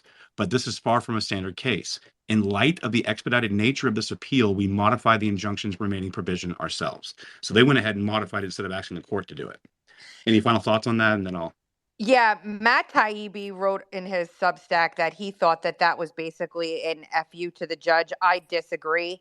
I think they did that because they knew that the government would just then argue what he said wasn't good enough and bring it back up to them again and go through this big rigmarole of nonsense. So they did it themselves so that the only place that argument can be countered is at the SCOTUS.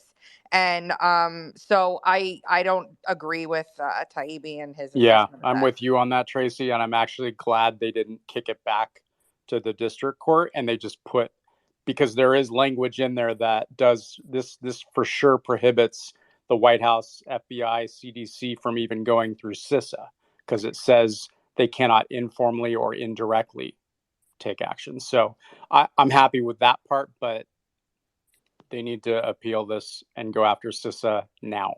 We'll see what Bailey does or what Landry does. Again, if they don't, it's because they have deemed the risk greater than the potential for reward. I would not hold it against them.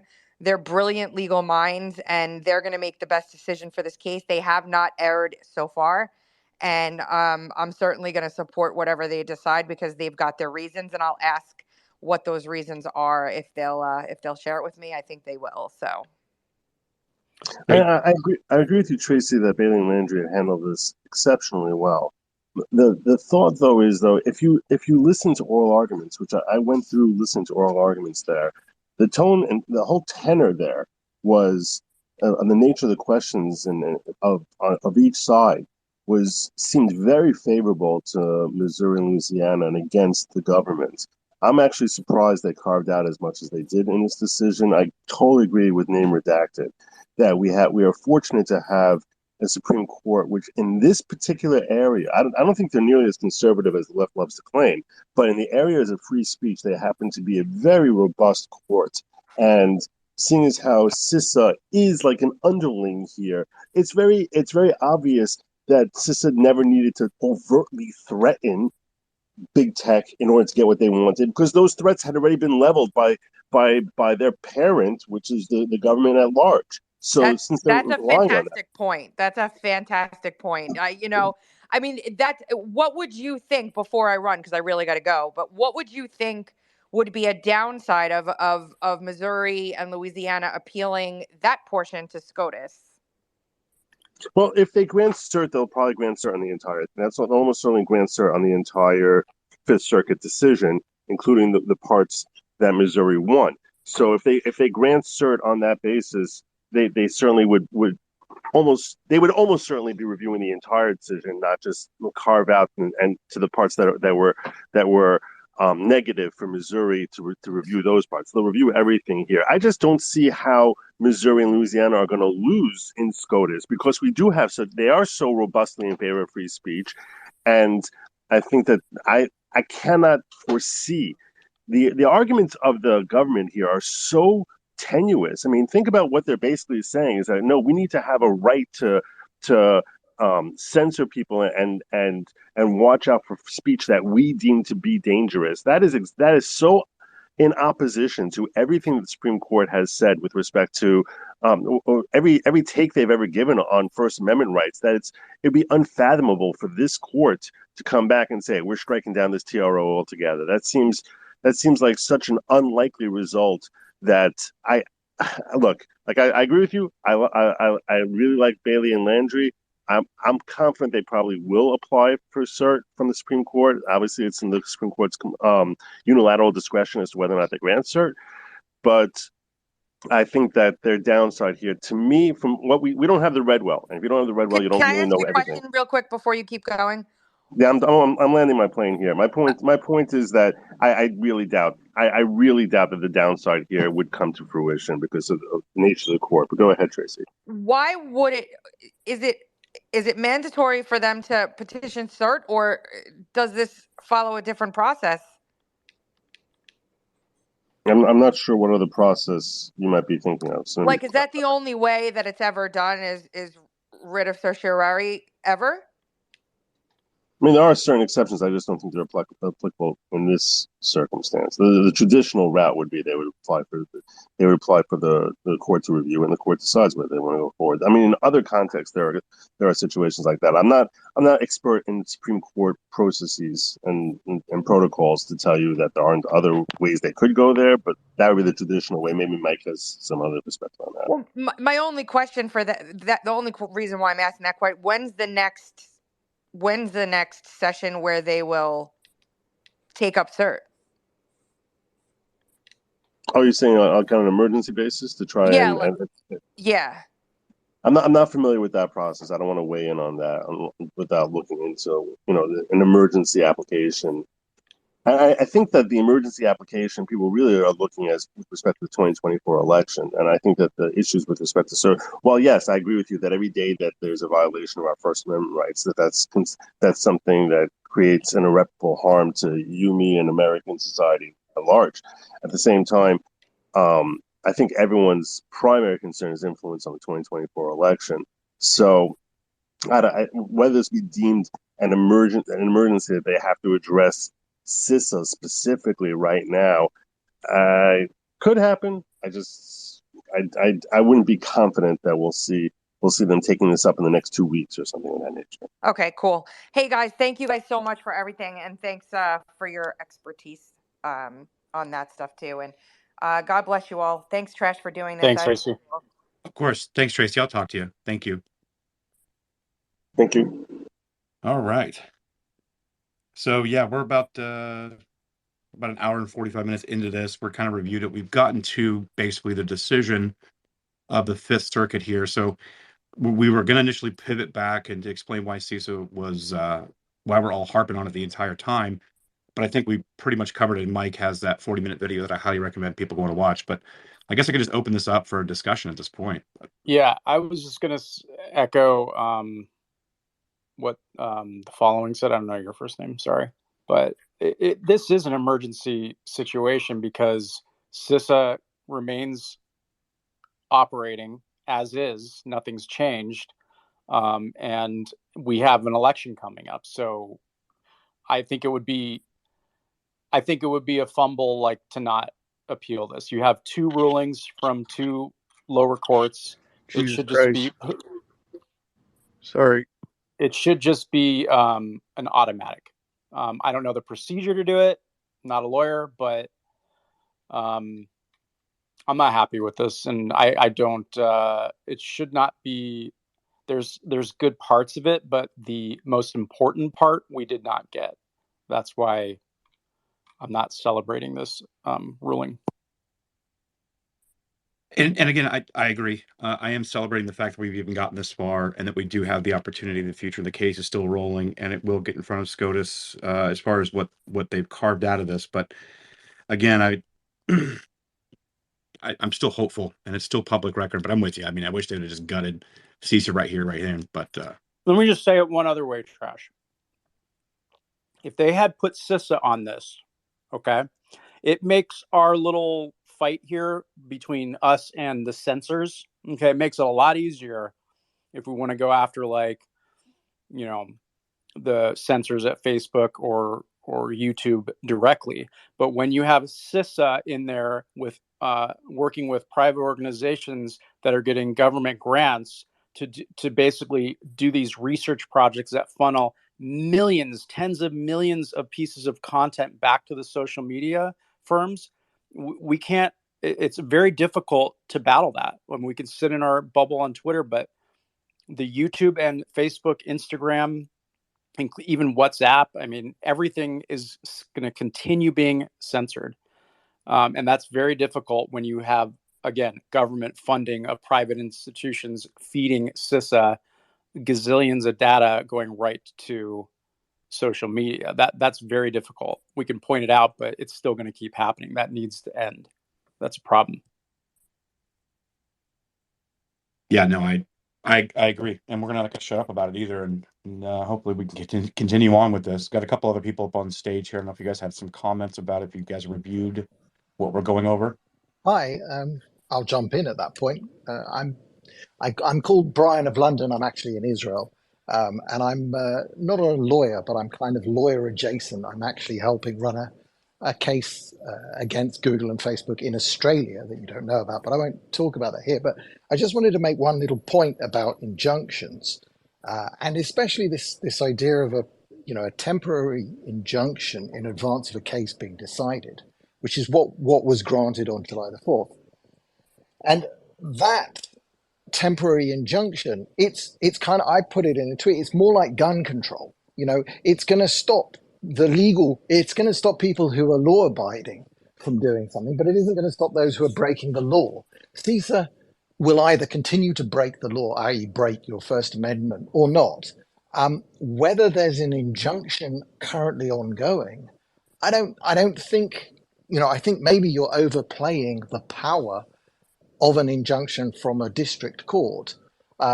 If these people are hell bent on, overturning the next election, then they'll continue to do whatever they will do until a full finding in a full court. And you're right to point out that could be a couple of years away. So that's why I read Tracy's summary, which is fantastic.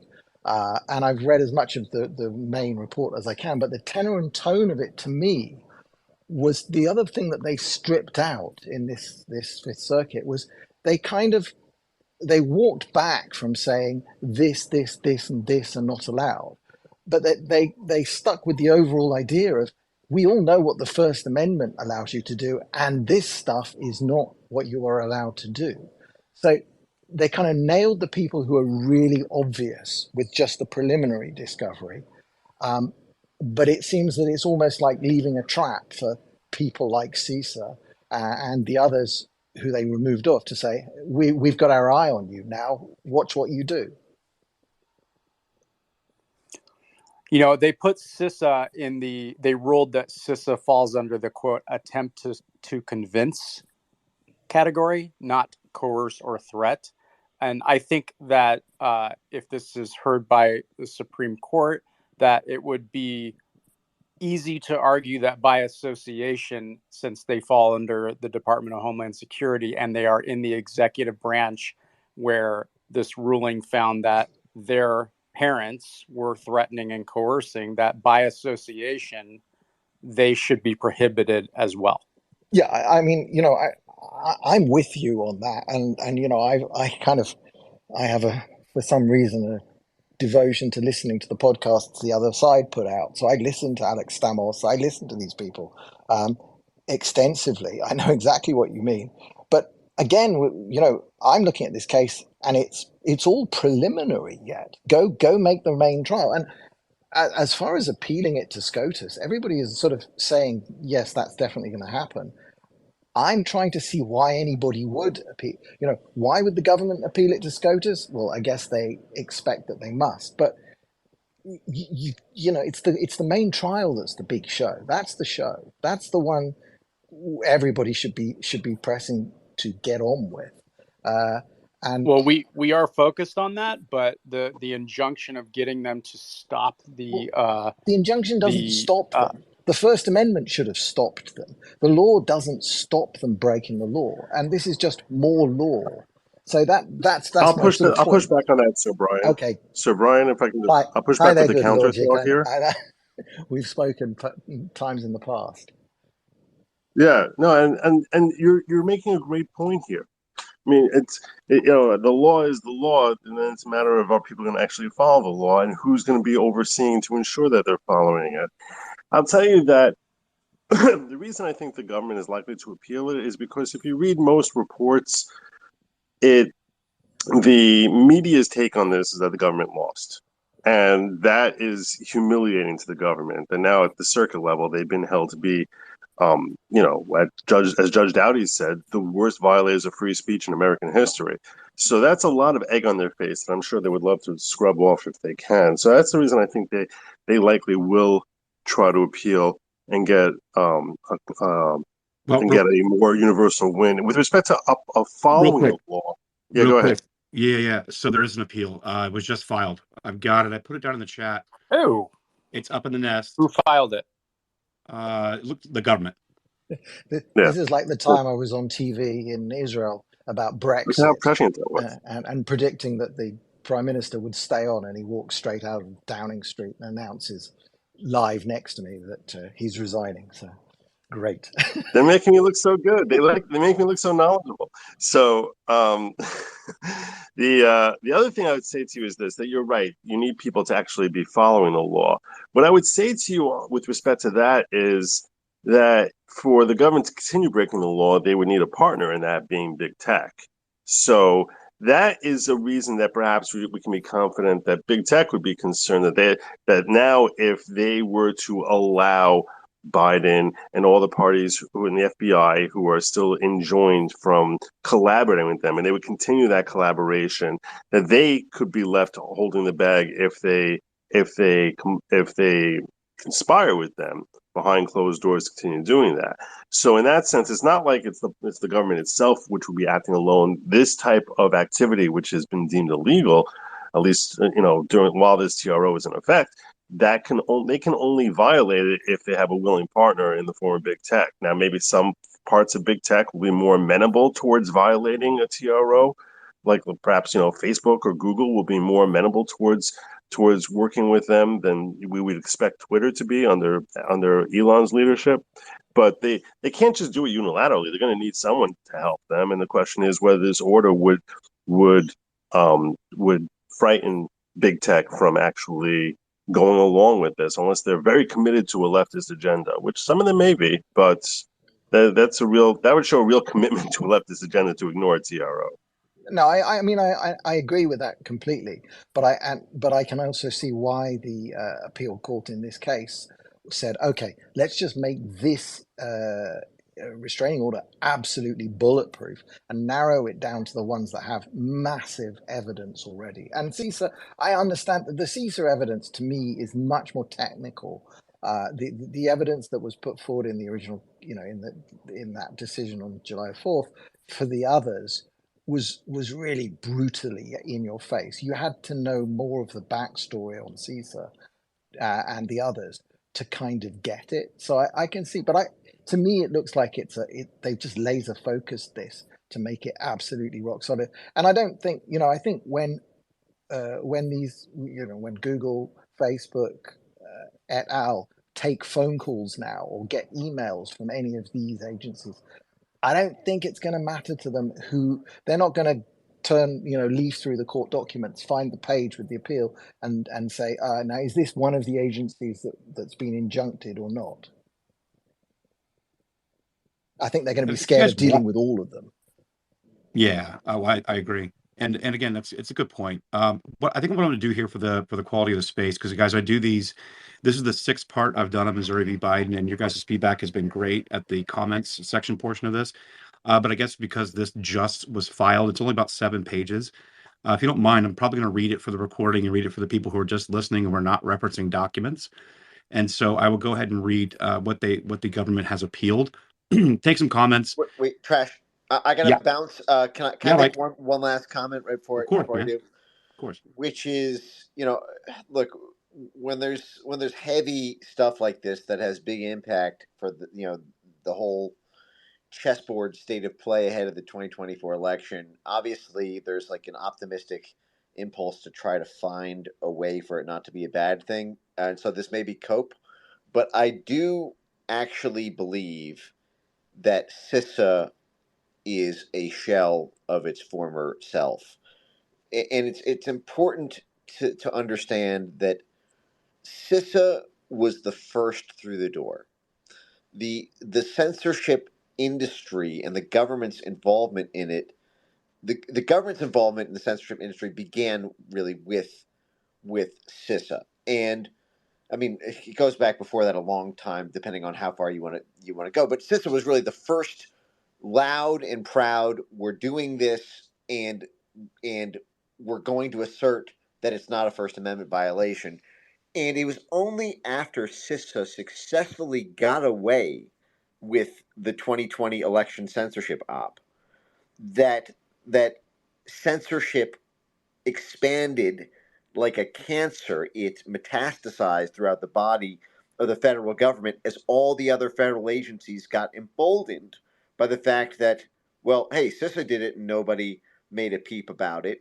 So, the White House, DHS, FBI, the National Science Foundation, there became this whole of society really entrenchment.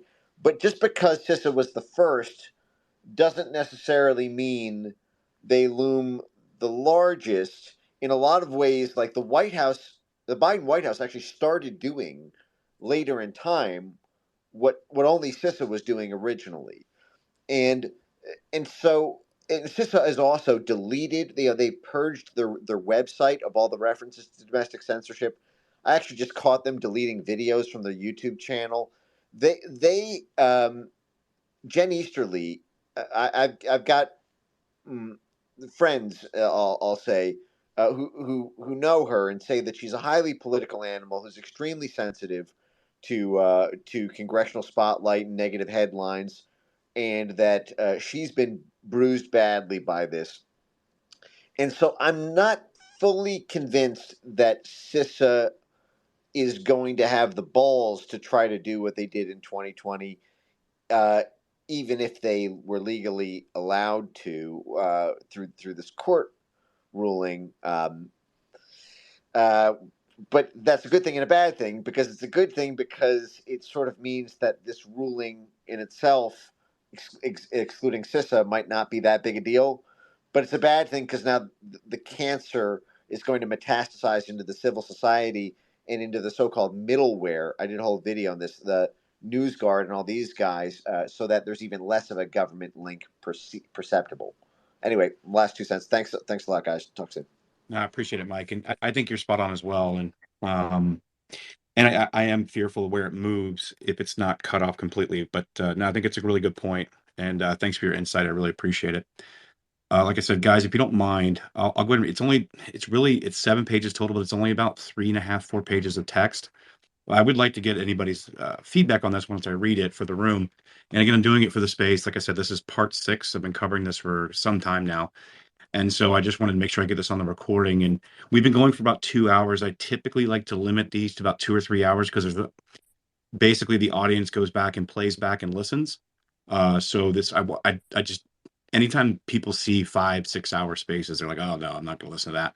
And so it's that important that I want to kind of make sure that I'm very tight with it. So just real quick, this was filed today. And this was in the Fifth Circuit. They're basically appealing the United States Court of Appeals for the Fifth Circuit, and this is a Missouri v. Biden case. So this is what their response was. Okay, this was actually just filed. The government respectfully moves for a partial stay of the preliminary injunction entered by the district court to the extent that the injunction is inconsistent with this court's September 8th ruling, pending the issuance of the court's mandate. In the alternative, the government respectfully moves for issuance of mandate forthwith. One of those forms of relief is necessary to avoid allowing preliminary injunction entered by the district court to take effect upon the expiration of the 10-day administrative stay entered by this court, even though this court concluded that the injunction should be vacated in part and that the remaining portion of the injunction should be modified. We respectfully request that the court act on this motion no later than Wednesday, September 13th, because the nature of the injunction that will take effect upon expiration of the administrative stay will inform any request for relief the government may file to the Supreme Court.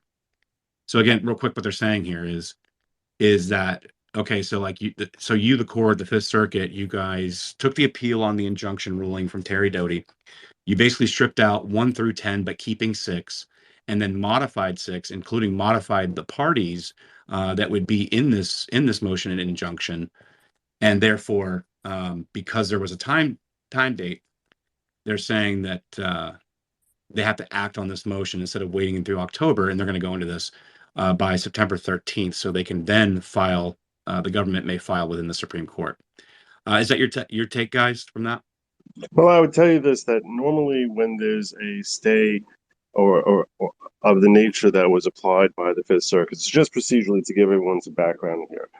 The state of Louisiana moved for a TRO, saying that while this case is ongoing, that the parties who are involved should be enjoined from committing the activities that they've been committing prior to the commencement of this case. They were granted that TRO. I'm not going to go into details about that, but then when they was brought to the Fifth Circuit, so the government succeeded in getting a stay on the injunction, and that stay on the injunction basically meant that that the government was no longer prohibited from interacting with big tech in the way they had been interacting.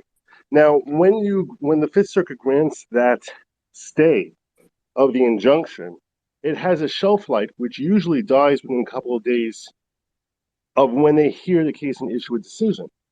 So what the government is pointing out, probably correctly from a procedural perspective, is that because a decision has been rendered by the court, the stay that was put into effect dies a few days thereafterwards, and accordingly, Judge Doughty's initial order would go into effect in full until there's a new official order that would be entered. And they're afraid that Judge Doughty's initial TRO would naturally revert to the state of events because of the way our procedures were.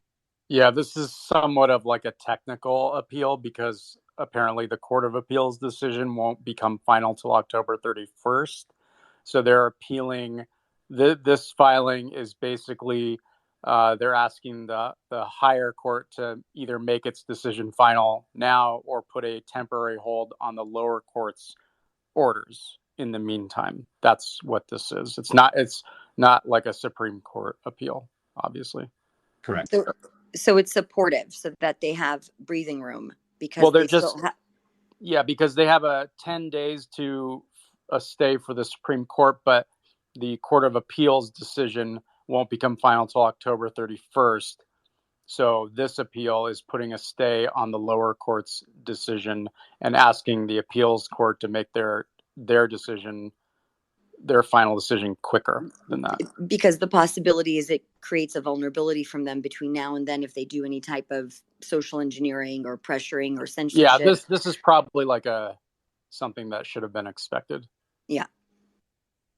And people should be aware that if the Supreme Court grants that application, the purpose of granting it would be to at least in the short term uphold what the Fifth Circuit did, because right now there would be that gap until October 31st, which Judge Doughty's initial decision would be what's governing law.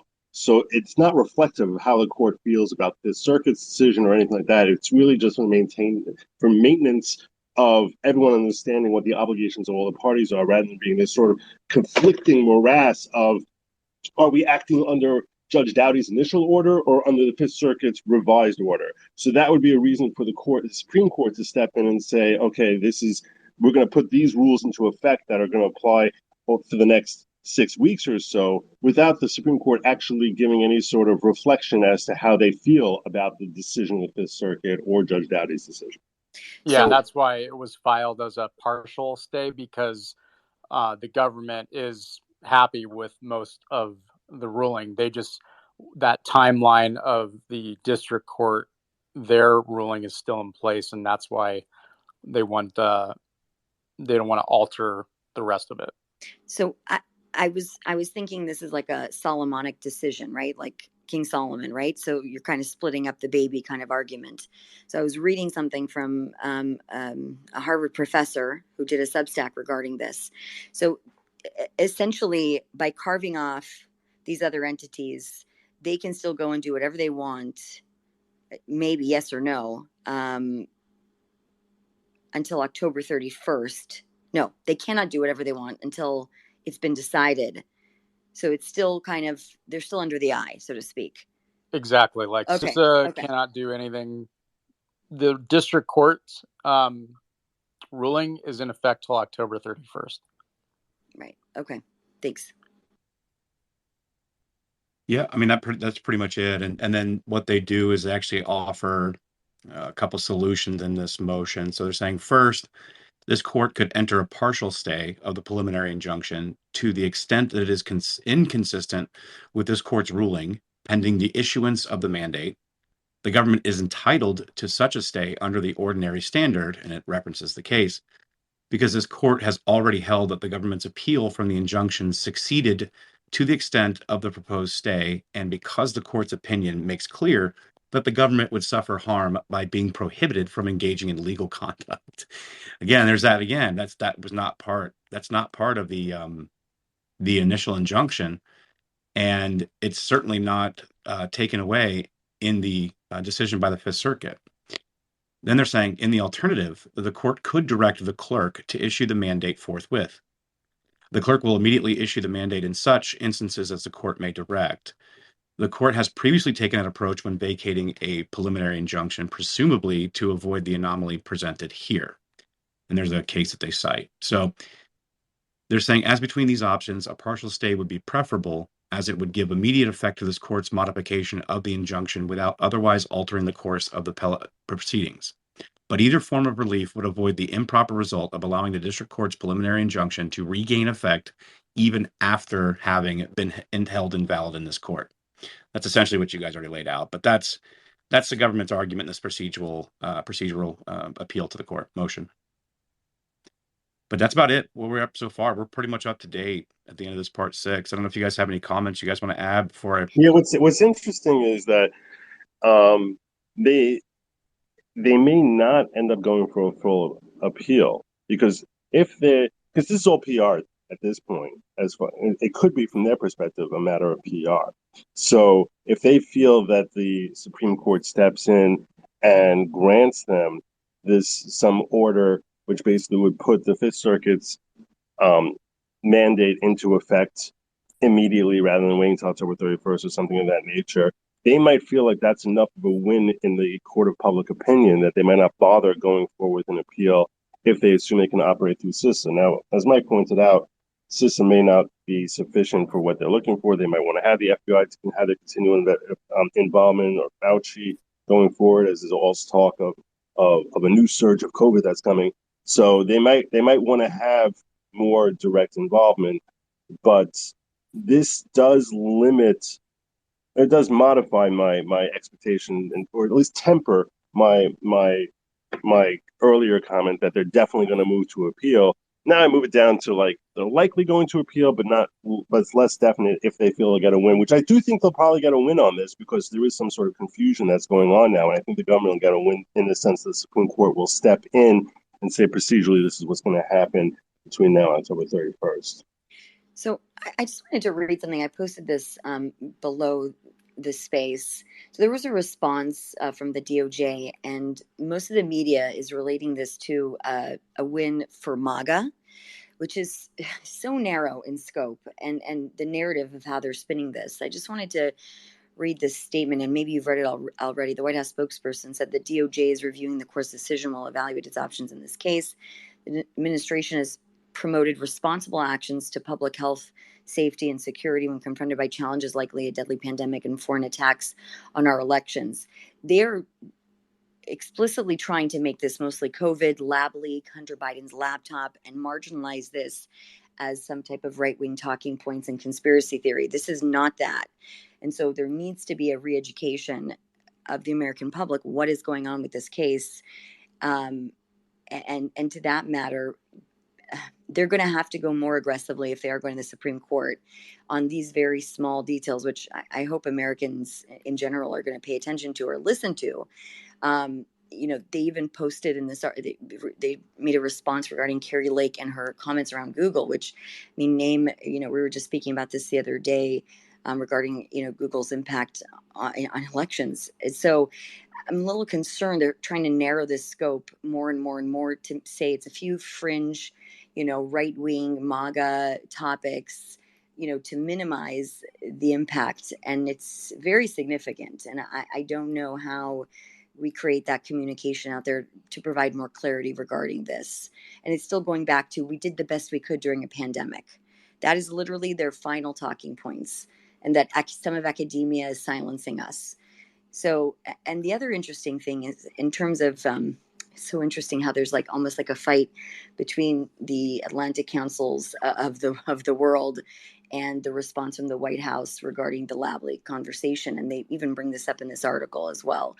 I don't know. I'm a little bit concerned they're going to get away with, for lack of better words, murder with this, unless we create more awareness of the implications of this and not just have it just focus on a few small topics that they think they can marginalize for us. So that's where I'm at with that.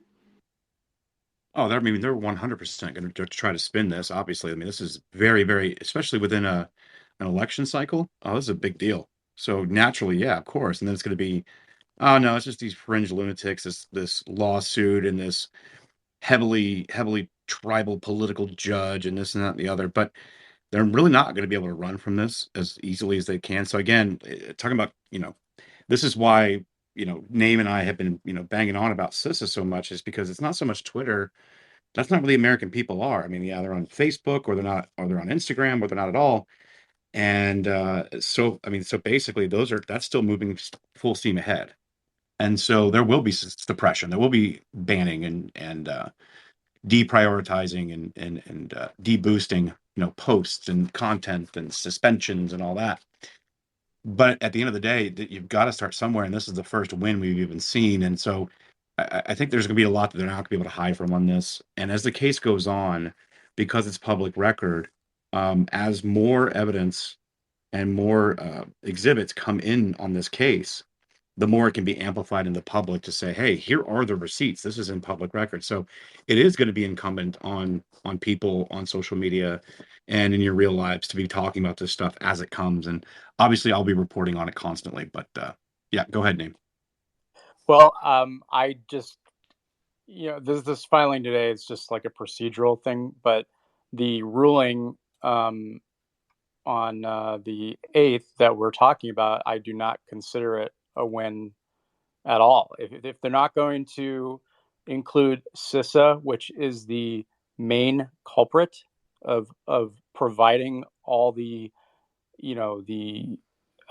all that content to social media, if they're not included, it is a loss at the end of the day. If CISA is allowed to continue operating with government funding, okay, we can't counter that.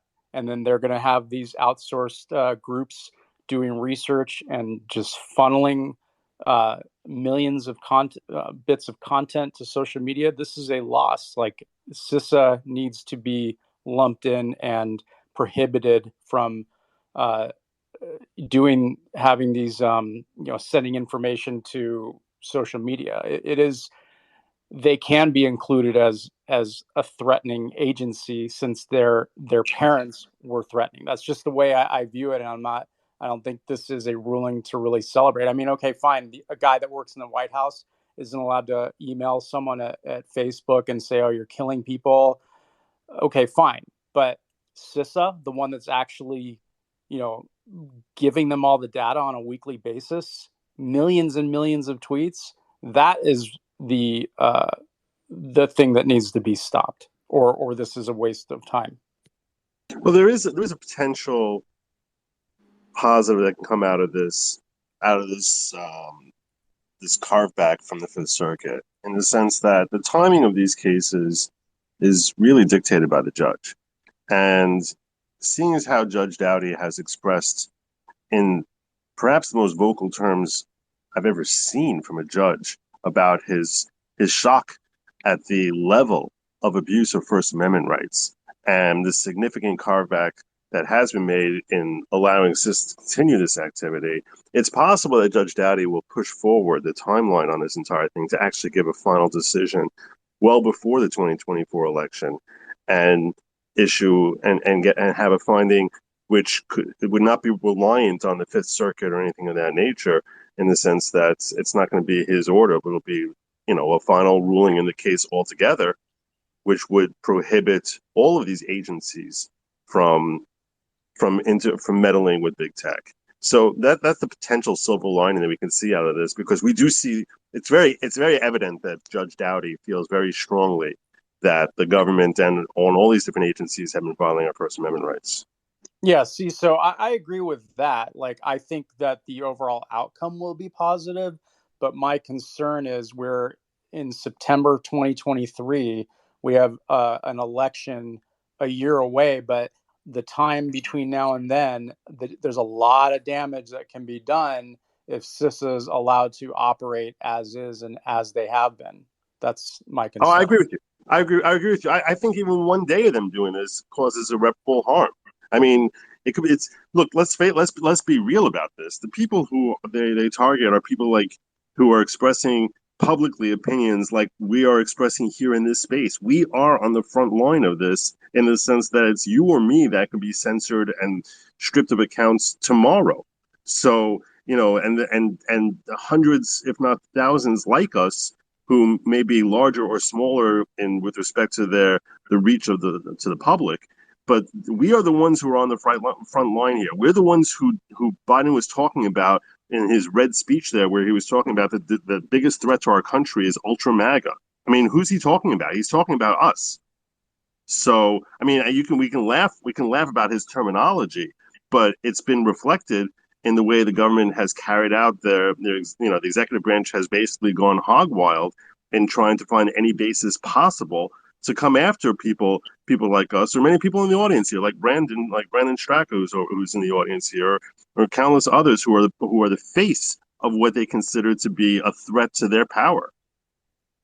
Yeah, I just wish that the bigger voices on the platform that cover this stuff aren't so quick to jump and declare this some sort of major victory, because it's not. Like, part of that district court decision was, well, most of it was, the biggest part, CISA, was clawed back. It was reversed. So Tracy's first reaction to it was right, but you have large accounts on here like praising the thing, and I don't know. Like, in the meantime, as we said, beating a dead horse, CISA continues to do well. I mean, at least till October 31st, they're prohibited because they're under that district court ruling. So they're not doing anything right now. But as of October 31st, or if the appeal court replies to this or makes a new ruling based on the filing today, CISA is going to be back in business. And that's a problem. And I do think we'll have a good outcome in the end, but there's a lot of damage between now and the end. And I'm going to plead mea culpa to what you just said, name redacted, because when this decision first came out, the reporting on it came out, I happened to be dealing with a family function over the last week or so because my son just got married. But I did a quick read and was very pleased with the result. And I'm glad that you have spaces like this to help enlighten the public, because I have a whole different take on it that I've developed over the last hour and a half, and I thank you for that. But you're right in that a lot of people are going to just most people who are not attorneys going to take a cursory read and just assume that everything's okay. But I think it's also because, excuse me, we're so desperate for any win in this topic, right? Beggars have become choosy. And I think that is a key component to understand when when you've starved people to such an extent, throwing them, half of a rotten potato in a sense. Not that to say this is not valuable, because there's a whole learning lesson inside of this, but that just shows the level of starvation. You see, Berenson's response saying, what about the DOJ? Okay, what about the FBI? Okay, CISA can just subcontract out, go deeper. This article by this lawyer it's very interesting. He makes the points of the concern, and then afterwards starts to go into Russian disinformation, which we don't talk enough about on these spaces. You hear me bring up Ion Pacepa, right? You hear me bring up the Palestine Papers. You hear me bring up the disinformation campaign and the trove of evidence he brought over. And so there is some clear points about, Russian interference, also hurting conservatives and their narrative and spinning. The problem is they've been turning social media against us rather than turning it outwardly towards those entities and those foreign interference into individuals, rather than turning against Americans. It's not these organizations were created to fight what's considered the granddaddy of misinformation, which was the Russian Empire. They were the most skilled at it. They probably still are. I mean, we're probably second, but we've learned from their skill set. And it's a shame that people don't go back in history and read books like that, so they can understand the infrastructure of it. It affected even, when Carter was president and took down the entire Communist Party of Romania with Ceausescu. So people don't understand this because they're not looking at all the different pieces. That the problem is that we have to understand that they're turning this against us. We're just trying to keep people alive, and we're trying to have free and fair elections.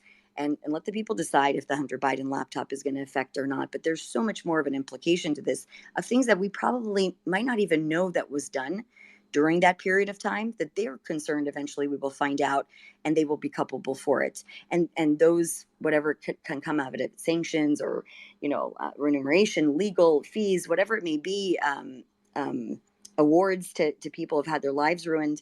That's a bigger picture as well. And I think sometimes we don't know what we don't know. But it's just interesting how this professor, this lawyer at Harvard, is arguing. It has a whole law course on this at Harvard, just Missouri v. Biden, which I find is very interesting as well. So thanks. Sorry, that's it.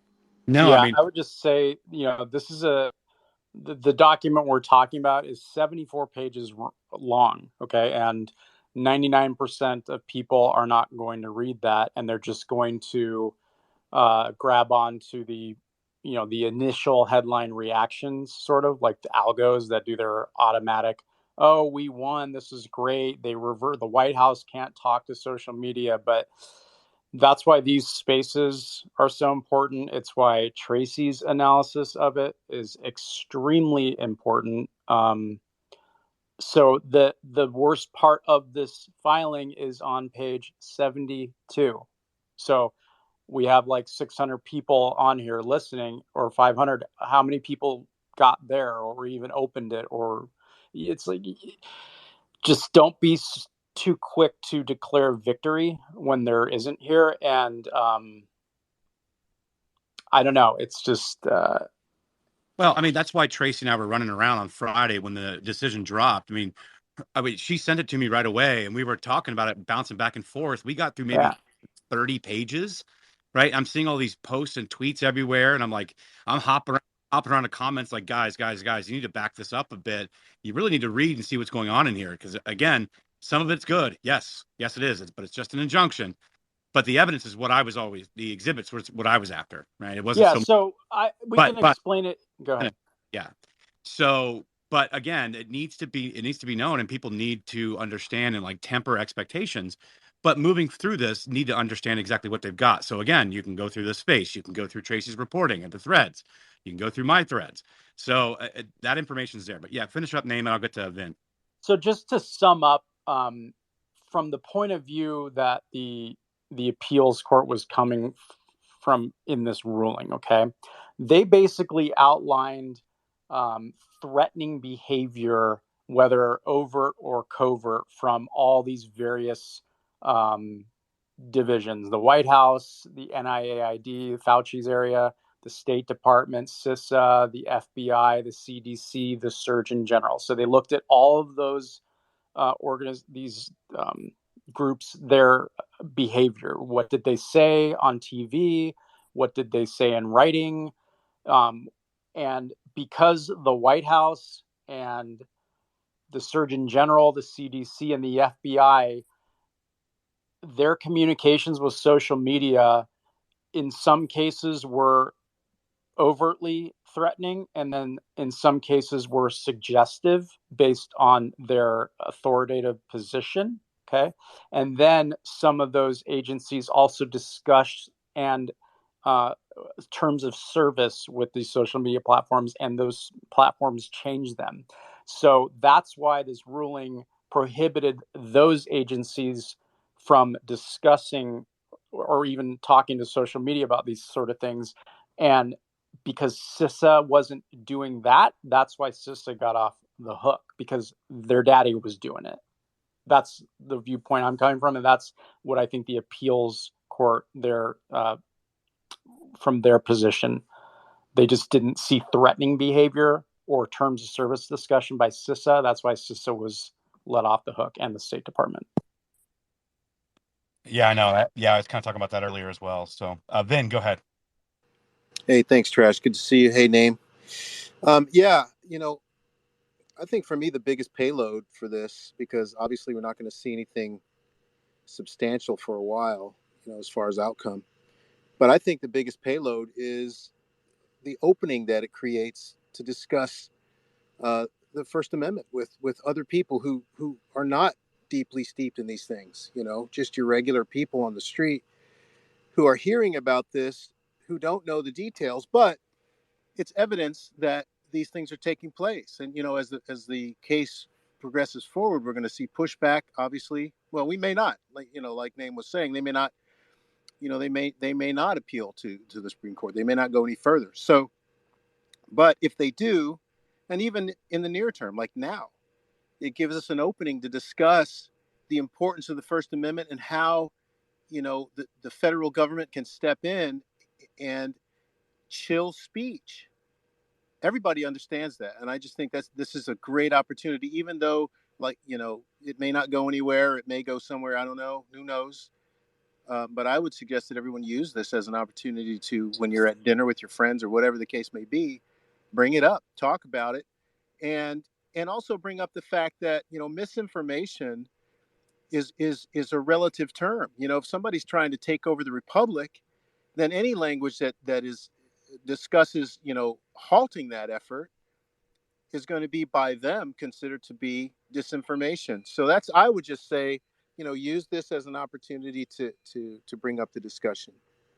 That's all. Thank you for your work on this, Trash. Yeah, appreciate you, Benny. And again, if you guys want to learn more about this, go to Tracy Bean's profile. You can go to mine. You can go to Name. You can go to the chat below. It's all there. Again, this has been part 6. This is the 6th part of breaking down Missouri v. Biden through updates and through the case, revisiting if there's any new information, or just comparing it to existing information that was coming out. I think I did part 2 or 3 was because the House committee came out with some stuff that was related to Missouri v. Biden. So I figured it was time to go back in and show where a lot of the source material came from and what it was about. So again, these are very important tools. In my opinion, as I said in the beginning of the call, just at the end here now, just like at every other space, this, in my opinion, is a landmark case. This is probably one of the most important civil rights cases that we're ever going to see run through the courts that I've seen in my lifetime. I mean, the future, you never know, as we have a more and more tyrannical government. But this is a big piece of that tyranny. So, in my opinion, this is probably one of the most important civil rights cases going through the courts right now. And I think that not enough people are paying attention to it. I think they're starting to. But hopefully we keep pushing it forward. We had a couple thousand people in here today, and so hopefully that gets carried out to conversations at home, into other social media. Maybe people clip some stuff. Maybe you got documents that you didn't have before. But everything surrounding this case is here. So I want to get some final thoughts from everybody before I close this down. We're about the 2.5 hour mark. I typically like to limit these to 2.5, 3 hours. That way people can get it, listen to it, and it's not cumbersome to try to get all their information over 5 or 6 hours. So if you guys have any final comments, before I I would close? just say that we are ultimately going to need a ruling by the Supreme Court. We need a very specific ruling that, should the government even be allowed to talk to social media, even in the category that they put CISA in as the attempts to convince, like if a government or any part of the government is attempting to convince, as the appeals court says, a social media platform, this is a very this is not good. So it ultimately is going to need to be decided by the Supreme Court, whether they get involved now or at the end. I hope it's now, because it would prohibit, if the Supreme Court was able to rule on this now, we could halt CISA's activities through the election and through the trial. And that's what I think is important. That was the whole point of this injunction. So I hope that's what happens, and stay tuned. We hopefully in the next week, I think Trash will probably hear if there's an appeal on that. But that's what I hope happens. Otherwise, we'll keep, Tracy is the main one covering this, and then Trash does the spaces. So, and I sort of give my commentary, and I read the 75-page documents and whatnot. So just follow us, and we'll be keeping you up. Unbiased, by the way, even on the Jim Jordan thread. Like, I don't care if something's in caps. I'm going to, call things as it is. I know Trash is that way, and Tracy as well. And that's the way it should be. I think it'll end up working in our favor, though. I just hope sooner. Yeah, of course. But ultimately, my message has always been this. Even when I'm covering things like the DNC influence machine and the David Brocks of the world and the Michael Teeters of the world, even when I'm covering them, we're covering the censorship stuff that obviously was, heroic doses of censorship towards conservatives. This will be weaponized against the left at some point if power shifts. Make no mistake about it. This apparatus is technically neutral. It just has interests behind it towards one direction. This will go the other direction should power swing, or should a result be desired by the people who have their hands on the levers of this machine.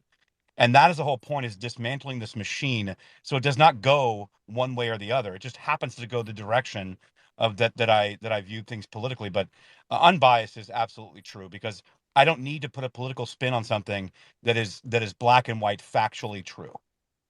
Yeah. And just, again, one other thought is, we're able to have these discussions on this platform, but there's not a lot of reach here. Just don't discount, don't forget that tens of millions of Americans use Facebook and Instagram to get their news. Okay, so the fight is most of the censorship there, and YouTube and the Google search algorithm. So that's why we're going to keep staying on this, and hopefully get the message out and get good outcomes better than this one.